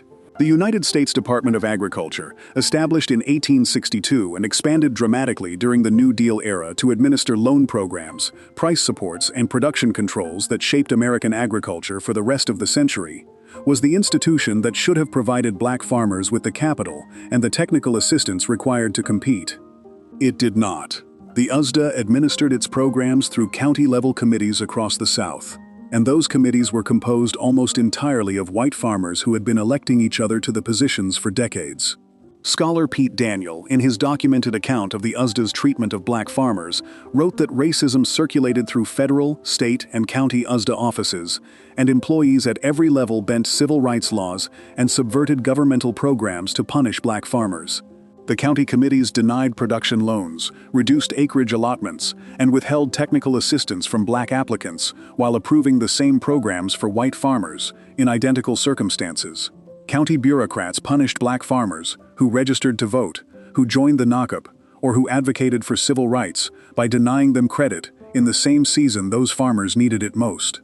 The man who made this system durable across decades was Representative Jamie Whitten of Mississippi, a segregationist landowner from the Delta who served on the House Appropriations Committee for so long and with such control over the USDA's budget that Agriculture Secretary Orville Freeman described himself as having two bosses, President Lyndon Johnson and Jamie Whitten. Whitten attacked programs he described as hound dog projects, meaning any initiative that might benefit black Southerners. He killed food assistance programs, suppressed studies of black sharecroppers, eliminated a program that would have helped black farm workers learn to operate tractors, and secured a promise from the Kennedy administration that the newly created Economic Research Service would not publish studies on black farmers or farm workers. He held that influence for decades. When he finally retired in 1995 after 53 years in Congress, the USDA named its headquarters building after him. Between 1950 and 1974, black farmers lost approximately 2/3 of their remaining farmland. The mechanism was consistent. A black farmer denied a USDA operating loan at planting time had no alternative source of capital. Without capital for seed and equipment, the crop failed or could not be planted. A failed crop produced debt. Debt produced foreclosure. The land that black families had held for generations transferred to white ownership at prices below market value, sold under financial duress to buyers who understood the seller had no other option. A black farmers' organization writing in 1966 described the removal of black people from land ownership in the South as part of a conscious policy to destroy the political power of the black vote, which was accurate both as description and as documented intent. The class action lawsuit Pigford v. Glickman, filed in 1997 against the USDA by black farmers alleging decades of discrimination in loan administration, produced a settlement of approximately $1 billion, the largest civil rights settlement in the department's history. Independent studies commissioned after the settlement found ongoing discrimination within the department as recently as 2011. The Government Accountability Office documented patterns of discrimination in 6 reports between 1999 and 2009. Of the roughly 3.4 million agricultural producers in the United States today, approximately 45,000 identify as black. In 1910, the number was 1 million. The 15 million acres are largely gone. The agricultural knowledge that went with them, the specific understanding of southern land and southern crops and southern seasons that those farmers carried across generations, does not have a line in any settlement agreement. That agricultural knowledge was built over generations and taken over decades, and the mechanisms that took it were documented, reported, settled, and then largely repeated. The next tradition on this list was not about land or labor or economics. It was about the most fundamental act of citizenship, and the government spent nearly a century building an architecture specifically designed to make sure black communities could never exercise it. Section 16. The vote during Reconstruction. Black men in Mississippi registered to vote at a rate above 90%. That number needs a moment to land correctly. In the years immediately following the Civil War, in the state that had been among the most brutal enforcers of slavery, formerly enslaved men and free black men registered, turned out, and exercised the franchise with a consistency that put the participation rates of later eras to shame. They sent 2 black men to the United States Senate, Hiram R. Revels of Natchez in 1870 and Blanche K. Bruce in 1875, the only black senators the country would have for decades in either direction. At least 226 black Mississippians held public office during the Reconstruction period, at various levels of government. In South Carolina, black men constituted a majority in the state legislature. This happened. It is documented. The tradition of black civic participation, that would later have to be rebuilt through marches and lawsuits and blood, was not something invented in the 1960s. It was something that existed in full flower in the 1860s and 1870s. and was then systematically destroyed by the government that had created the conditions for it. The destruction began before Reconstruction was formally over. The Ku Klux Klan, founded in Tennessee in late 1865, directed its violence primarily at black voters, black office holders, and the white Republicans who supported black political participation. The Equal Justice Initiative has documented more than 2,000 racial terror lynchings in the South between 1865 and 1876 alone, a campaign of targeted murder that functioned as the enforcement arm of a political project to remove black people from the electoral system by demonstrating the cost of participation. The Colfax Massacre on Easter Sunday, April 13, 1873, in Grant Parish, Louisiana, where a mob of former Confederate soldiers and Klan members killed between 62 and 153 black men who had been defending a courthouse against seizure following a disputed election, was among the bloodiest single episodes of that campaign. It was not an isolated event. It was a method, applied with enough consistency across enough counties that the message was received in every courthouse and at every polling place where black voters tried to stand in line. The federal government withdrew. The Compromise of 1877, which resolved the disputed presidential election by delivering the White House to Rutherford Hayes in exchange for the removal of federal troops from the South, ended Reconstruction as a political project and abandoned the black citizens whose participation it had protected. With federal oversight gone, Southern states moved immediately and systematically to reconstruct the legal architecture of disenfranchisement, using mechanisms that were technically race-neutral and therefore beyond the reach of the 15th Amendment as the courts interpreted it. Mississippi held a constitutional convention in 1890, specifically designed to circumvent the amendment. The new constitution imposed literacy tests and poll taxes that were administered with complete discretion by white registrars who could pass or fail applicants as they wished, ask whatever questions they chose, and set whatever standards served their purpose on a given day. The Grandfather Clause, which 7 Southern states adopted in various forms, exempted from voting qualifications anyone whose grandfather had been eligible to vote before the Civil War, which meant anyone whose grandfather had been enslaved was excluded from the exemption. The logic was complete. The 15th Amendment had made race an impermissible basis for disenfranchisement, so the states built a structure that achieved exactly that result without mentioning race at all. The numbers that followed were the measure of the structure's success.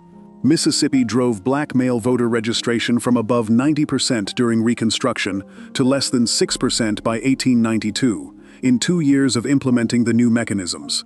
By 1940, as a result of intimidation, violence, and the accumulated weight of legal restriction applied over 6 decades, a mere 3% of voting-age black Southerners were registered to vote. In Mississippi specifically, less than 1% were registered. The men who had exercised the franchise at a 90% rate in the 1870s had been reduced in a single lifetime to a fraction of 1%. And the tradition of black civic participation that had built 2 senators and more than 200 public officials in Mississippi alone had been reduced to something a single registrar in a county courthouse could extinguish, with a trick question about the number of bubbles in a bar of soap, which was an actual literacy test question documented in the historical record of Southern disenfranchisement. The Voting Rights Act of 1965, signed by President Lyndon Johnson on August 6, 1965, was the federal government's most direct attempt to undo what the federal government's withdrawal in 1877 had permitted. The act prohibited discriminatory voting practices and established a pre-clearance requirement under Section 5, mandating that states and localities with documented histories of voting discrimination submit any proposed changes to voting laws for federal approval before implementation. For nearly 50 years, pre-clearance worked. States that wanted to restrict voting access had to demonstrate that the restrictions were not racially discriminatory before they took effect, which meant the burden was on the restrictor rather than on the voter being restricted. The Brennan Center for Justice has documented pre-clearance as arguably the most effective civil rights provision in American legislative history, blocking hundreds of discriminatory changes to voting laws before they could damage the electorate they targeted. On June 25, 2013, the Supreme Court issued its decision in Shelby County v. Holder, striking down the formula used to determine which jurisdictions required pre-clearance under Section 5. The majority opinion, written by Chief Justice John Roberts, held that the formula was based on outdated data that no longer reflected current conditions. The The same day the decision was issued, Texas announced it would immediately implement a strict voter identification law that had been blocked in the preclearance process specifically because federal reviewers had determined it would disproportionately burden Black and Latino voters. Within hours of the ruling, the protection that had existed for 48 years was gone. The Black-white voter turnout gap increased between 9 and 21 percentage points across multiple formerly covered states in the years following the decision, according to research published by the Brennan Center. In Alabama, the gap grew by approximately 9 percentage points between 2012 and 2022. The tradition of Black civic participation, built in the 1860s and destroyed in the 1870s and rebuilt through the 1960s, had been protected by a provision the Supreme Court decided was no longer necessary. The states that moved within hours of that decision to restrict access to the ballot were the same states that had done it before, using different tools toward the same outcome, which is why the pre-clearance requirement had existed in the first place. Before we move on, if you're enjoying this analysis, please consider subscribing. It helps the channel tremendously. The vote was built, dismantled, rebuilt, and dismantled again, and the tradition of Black civic participation survived every attempt to end it by the sheer stubbornness of the people who knew what it cost to build it the first time. The next tradition on this list was built in response to every item on this list simultaneously, a practice of pooling resources and building collective economic power that the government undermined not through a single dramatic policy, but through 100 smaller mechanisms spread across a century. Section 17. Cooperative economics. Saturday morning in certain households meant someone was collecting, not collecting in a formal sense, not with a ledger or a contract or a form from any institution. Collecting in the way that had been practiced for generations across West Africa before the slave ships arrived and had survived the crossing and arrived in Black American life without losing its essential logic. Each person in the group contributed an agreed amount on an agreed schedule, and each week or each month the entire pool of contributions went to one member, rotating through the group until everyone had received the full sum once, at which point the cycle began again. The practice had names that varied by family background and region of origin. Suso, in West African tradition, particularly among Yoruba communities. Suso, in the Caribbean. Partner hand, in Jamaican communities. Meeting in some Trinidadian families. Sol, in Haitian households. The word changed, the logic did not. It was a savings and lending institution that required no bank, no credit score, no application form, no white loan officer in a county office with the authority to say no. It required only a group of people who trusted each other enough to commit. And Black communities had been building that kind of trust as a survival mechanism since long before any American institution was willing to serve them. The Susu was not the only form Black cooperative economics took. It was the most intimate form, operating at the household and neighborhood level, below the threshold of institutional visibility. Above that threshold, Black communities had been building cooperative economic structures since before the Civil War. W.E.B. Du Bois documented the cooperative economic tradition extensively in his 1907 work, Economic Cooperation Among Negro Americans, which traced Black cooperative enterprises in the United States from the earliest free Black communities in the North, through the fraternal organizations, the mutual benefit societies, the cooperative stores, and the collective land purchases that Black communities had developed, specifically because mainstream economic institutions excluded them. Du Bois' argument was that Black America had been building cooperative economics out of necessity for generations, and that the tradition was a form of economic self-defense sophisticated enough to deserve serious study. The book was largely ignored by the economists who might have engaged with it, and by the government agencies that were simultaneously building a national economic infrastructure around Black Americans without including them in it. The Federation of Southern Cooperatives, founded in 1967 by a group of Black farmers, agricultural workers, and community organizers in the Deep South, specifically to defend Black land ownership and build cooperative economic alternatives to the exploitative sharecropping and credit systems that USDA loan officers sustained, organized 20,000 individuals through 75 cooperatives across Mississippi, Alabama, and Georgia. The Federation understood that land retention and economic cooperation were the same problem approached from two directions, and that solving either one required the other. The government's response to the Federation was consistent with its response to every other form of black economic self-organization. The USDA county committees that controlled agricultural credit and price support programs treated Federation members with the same hostility they directed at any black farmer who organized politically, which is to say, they denied loans, reduced allotments, and applied whatever administrative pressure was available to discourage participation in an organization that understood what the USDA had been doing and intended to stop it. The New Deal's relationship to black cooperative economics was the same as its relationship to black economic participation generally, structurally inclusive in its stated principles and operationally exclusionary in its implementation. The National Industrial Recovery Act of 1933, the flagship of Roosevelt's early New Deal, established industry codes that set minimum wages and maximum hours across much of the economy. The intent was to raise the floor for workers across the board. The practical effect for black workers was often the opposite. A restaurant or service operation in the South that had employed black workers specifically because it could pay them below the wages white workers demanded was now required to pay the minimum. The economic logic that followed was documented in contemporary black newspapers. The employer raised the wage and hired white workers instead. An estimated 500,000 black workers in the South lost jobs in the early implementation of the NRA codes as employers replaced them with white workers rather than pay black workers the same minimum wage the codes required.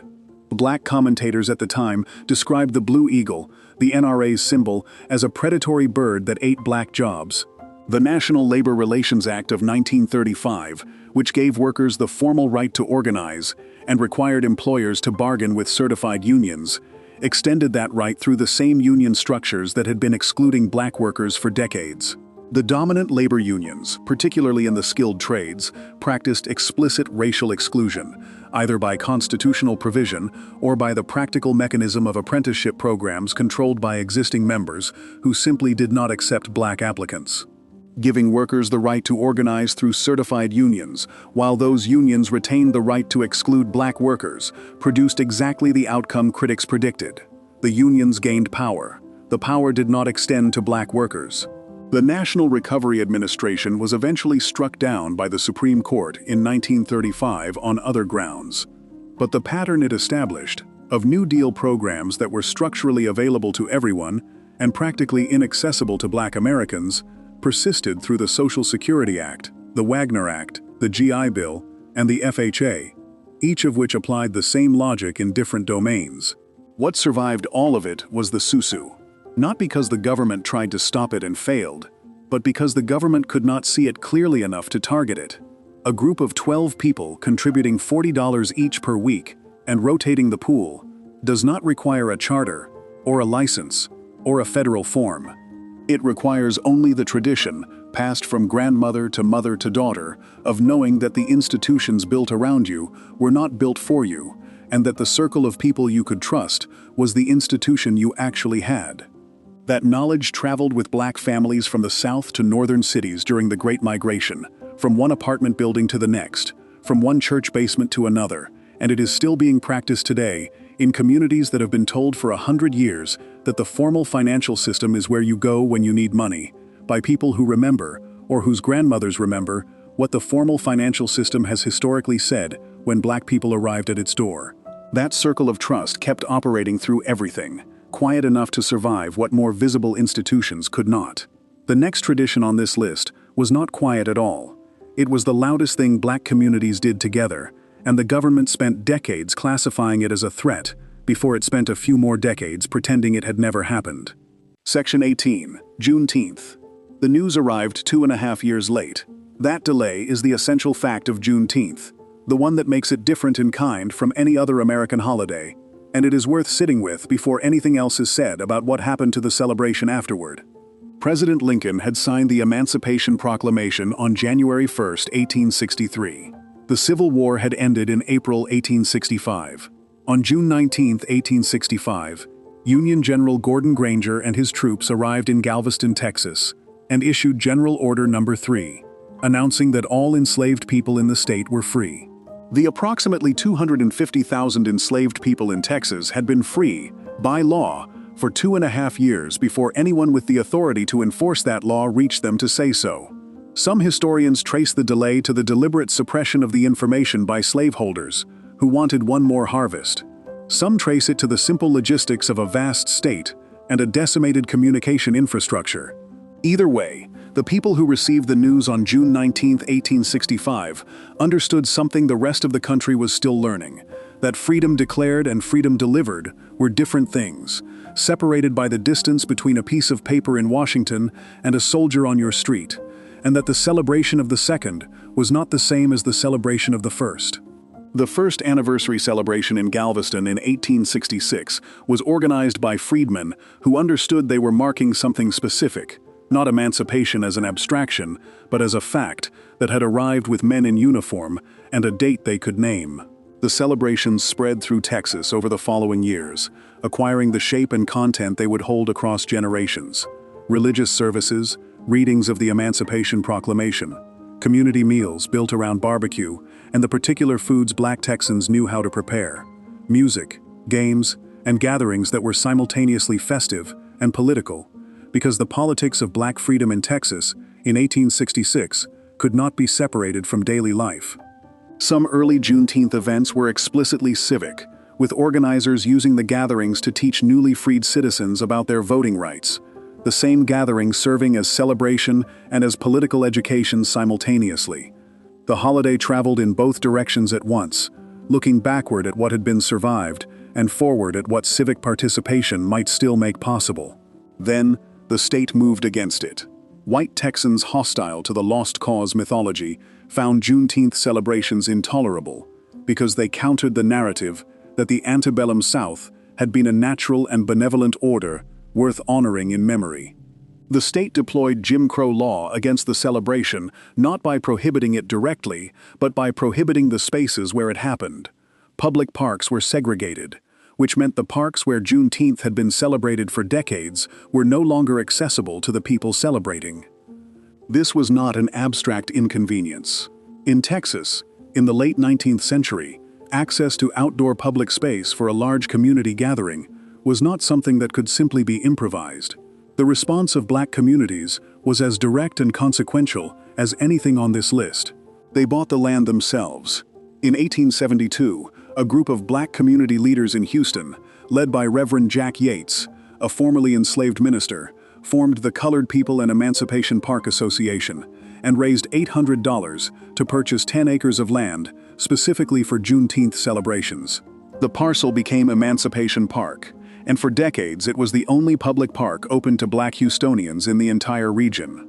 In Austin, the Emancipation Celebration Association purchased 5 acres on Rosewood Avenue in 1905, specifically for the same purpose. In Mexia, the 19th of June organization acquired land near the Navasota River for an annual statewide gathering.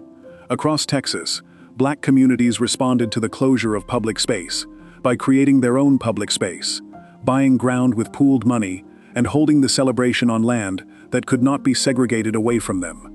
The land purchase was a form of resistance so understated it could be described as a real estate transaction, which is part of what made it work. The government found a way in, anyway.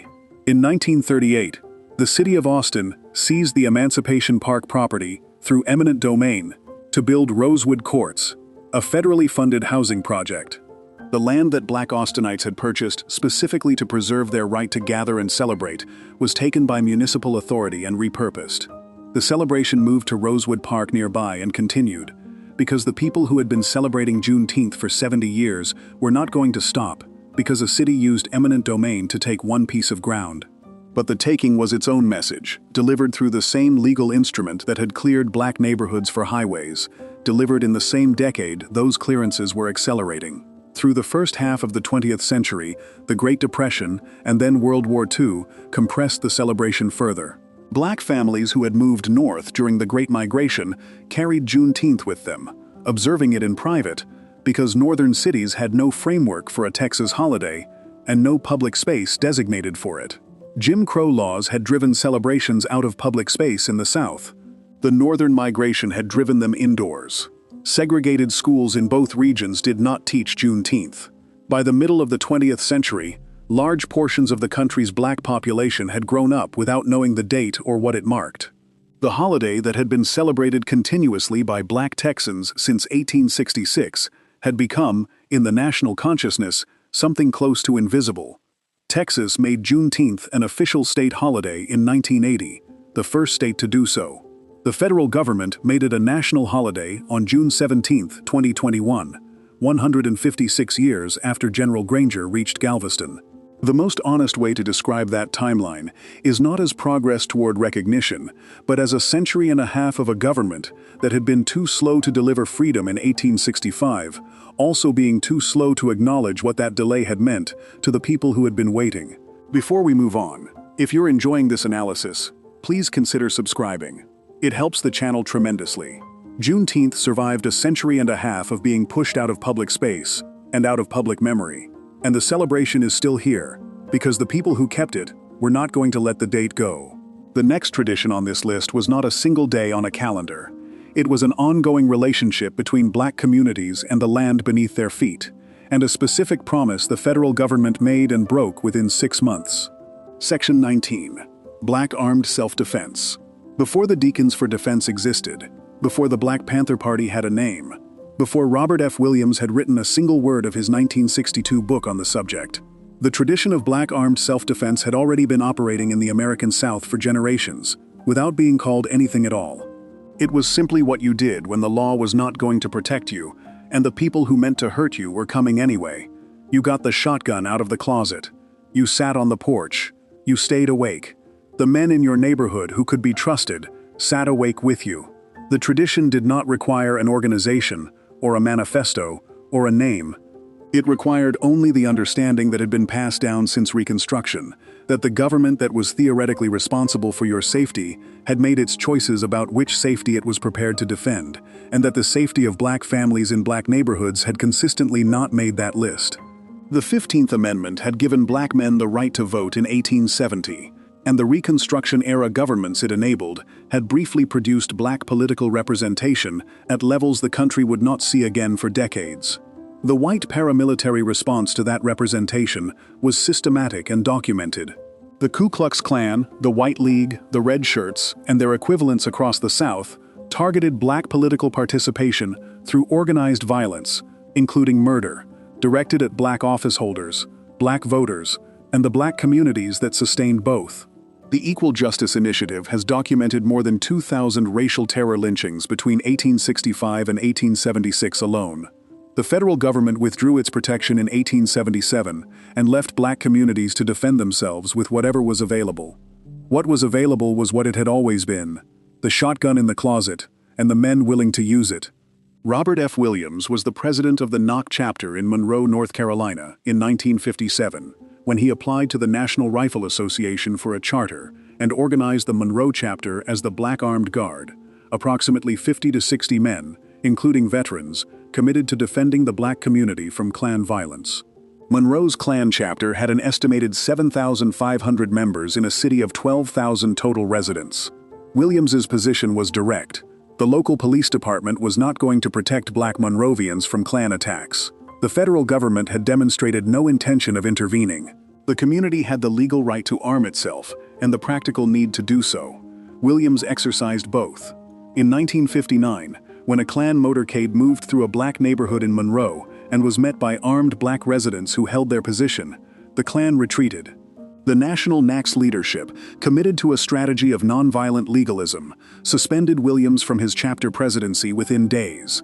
The man who had made the Klan back down was removed from his position by his own organization, under pressure from forces that preferred the optics of nonviolence to the practical outcome of armed defense.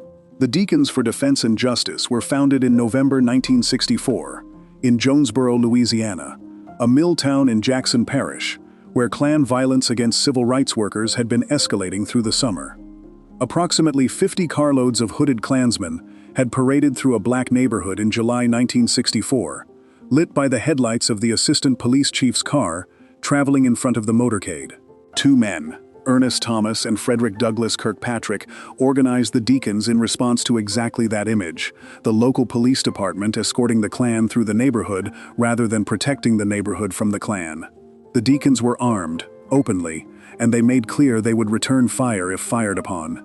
The first affiliated chapter was founded in Bogalusa, Louisiana, on February 21, 1965, the day of Malcolm X's assassination, and the organization eventually grew to more than 20 chapters across Louisiana, Mississippi, Alabama, and Arkansas.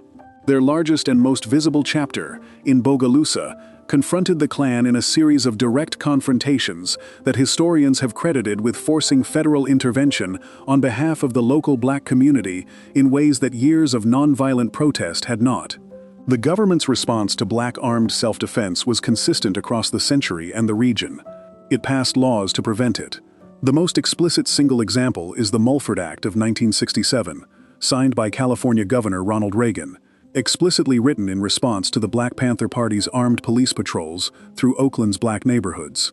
The Black Panther Party for Self-Defense, founded by Huey Newton and Bobby Seale in Oakland in 1966, had been using California's open carry law to follow police cruisers through black neighborhoods while legally armed, observing police interactions with community members, and reminding officers that citizens had rights, with the specific intent of reducing the police brutality that was a daily reality in Oakland's black community. Alameda County Republican Assemblyman Don Mulford, whose district included Oakland, drafted a bill to prohibit carrying loaded firearms in public. When Newton and Seale learned of it, they organized a march of 30 armed Panthers to the California State Capitol on May 2, 1967, where Bobby Seale read a statement on the steps, declaring that the proposed law was aimed at keeping black people disarmed and powerless. The bill passed with bipartisan support and the backing of the National Rifle Association, the same organization that had granted Robert F. Williams his Rifle Club charter in Monroe a decade earlier. Reagan signed it without hesitation, stating that there was no reason why a citizen should be carrying loaded weapons in public. The Mulford Act banned open carry throughout California and added a provision specifically prohibiting loaded firearms in the state capitol. UCLA law professor Adam Winkler, in his documented analysis of American gun law history, described the law as explicitly written to target the Black Panthers. It set California on the path to having the strictest gun laws in the country and established the template for how legislatures could respond to black armed self-defense, not by addressing the conditions that made it necessary, but by eliminating the legal basis for the practice itself. Martin Luther King Jr. had applied for a concealed carry permit in Alabama in 1956, after his house was bombed. The permit was denied. A civil rights leader whose home had just been attacked by people who wanted to kill him was denied the legal means to defend himself by the same government that was doing nothing to stop the people trying to kill him. Glenn Smiley, a pacifist organizer who visited King shortly after, noted that despite the public commitment to nonviolence, the house itself was, in his description, an arsenal. The tradition of black armed self-defense and the government's sustained campaign to eliminate it were not separate histories. They were the same history, told from two sides of the same door. Those arms were put down or legislated away or declared criminal, and the communities that had defended themselves with them found other ways to stand, because finding other ways to stand is what the whole list has been about. The last item on this list is not a law or a program or an organization. It is the act that makes everything else on this list possible, the thing your family did quietly and without ceremony, that carried more weight than any of what was done against it. Section 20. The memory. Your grandmother knew things she did not always say out loud. You understood this without being able to name it, in the way children understand the shape of an adult's silence before they understand its content. She knew who had owned the land your family had farmed, and what happened to it. She knew which year the family left the South, and why the leaving was not talked about the same way other things were talked about. She knew the names of people you never met, and when she said certain names, she said them with a particular quality of attention that told you those names mattered, in a way that required no explanation, because the explanation would take longer than the conversation allowed, and some things were carried, rather than spoken. You were 8 years old and you filed it away in the place where children file things they do not yet have the vocabulary to process. You were 30, and it came back to you suddenly, the sound of her voice saying a name, the look on her face when she said it, and you understood for the first time what she had been carrying and what she had been protecting you from knowing too early. The tradition of black memory, the deliberate preservation and transmission of knowledge about what had happened and what it meant, is the oldest item on this list, and the one that made every other item survivable. It existed before any of the institutions on this list existed. It survived every attempt to dismantle those institutions. It survived the burning of the schools and the silencing of the newspapers and the redlining of the neighborhoods and the infiltration of the organizations. And it survived all of it because it did not require a building or a charter or a license or a line in a federal budget. It required only one person who knew something and another person young enough to still be learning, and the willingness to sit in the same room long enough for the knowledge to pass between them. Carter G. Woodson understood this as precisely as anyone in American history.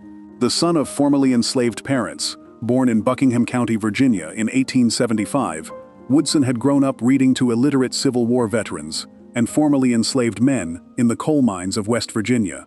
Men who carried in their living memories the full weight of what had been done to them and what they had survived. Men whose knowledge existed only in their bodies and would disappear when those bodies were gone, unless someone sat close enough to receive it. That experience of knowledge living in people rather than in documents, and of that knowledge being in constant danger of dying with the people who held it, organized Woodson's entire intellectual life.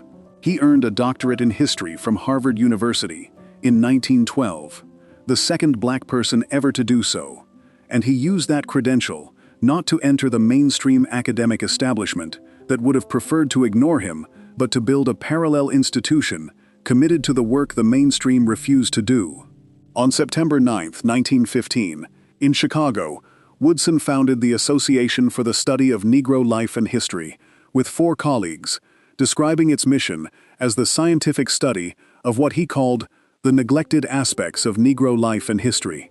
The phrase neglected aspects was careful language for a deliberately violent omission. The mainstream historical profession of 1915 was not simply failing to cover black history through oversight or resource constraints. It was actively constructing a narrative of American history in which black people appeared primarily as a problem to be managed, rather than as agents of their own story, as objects of events rather than as makers of them.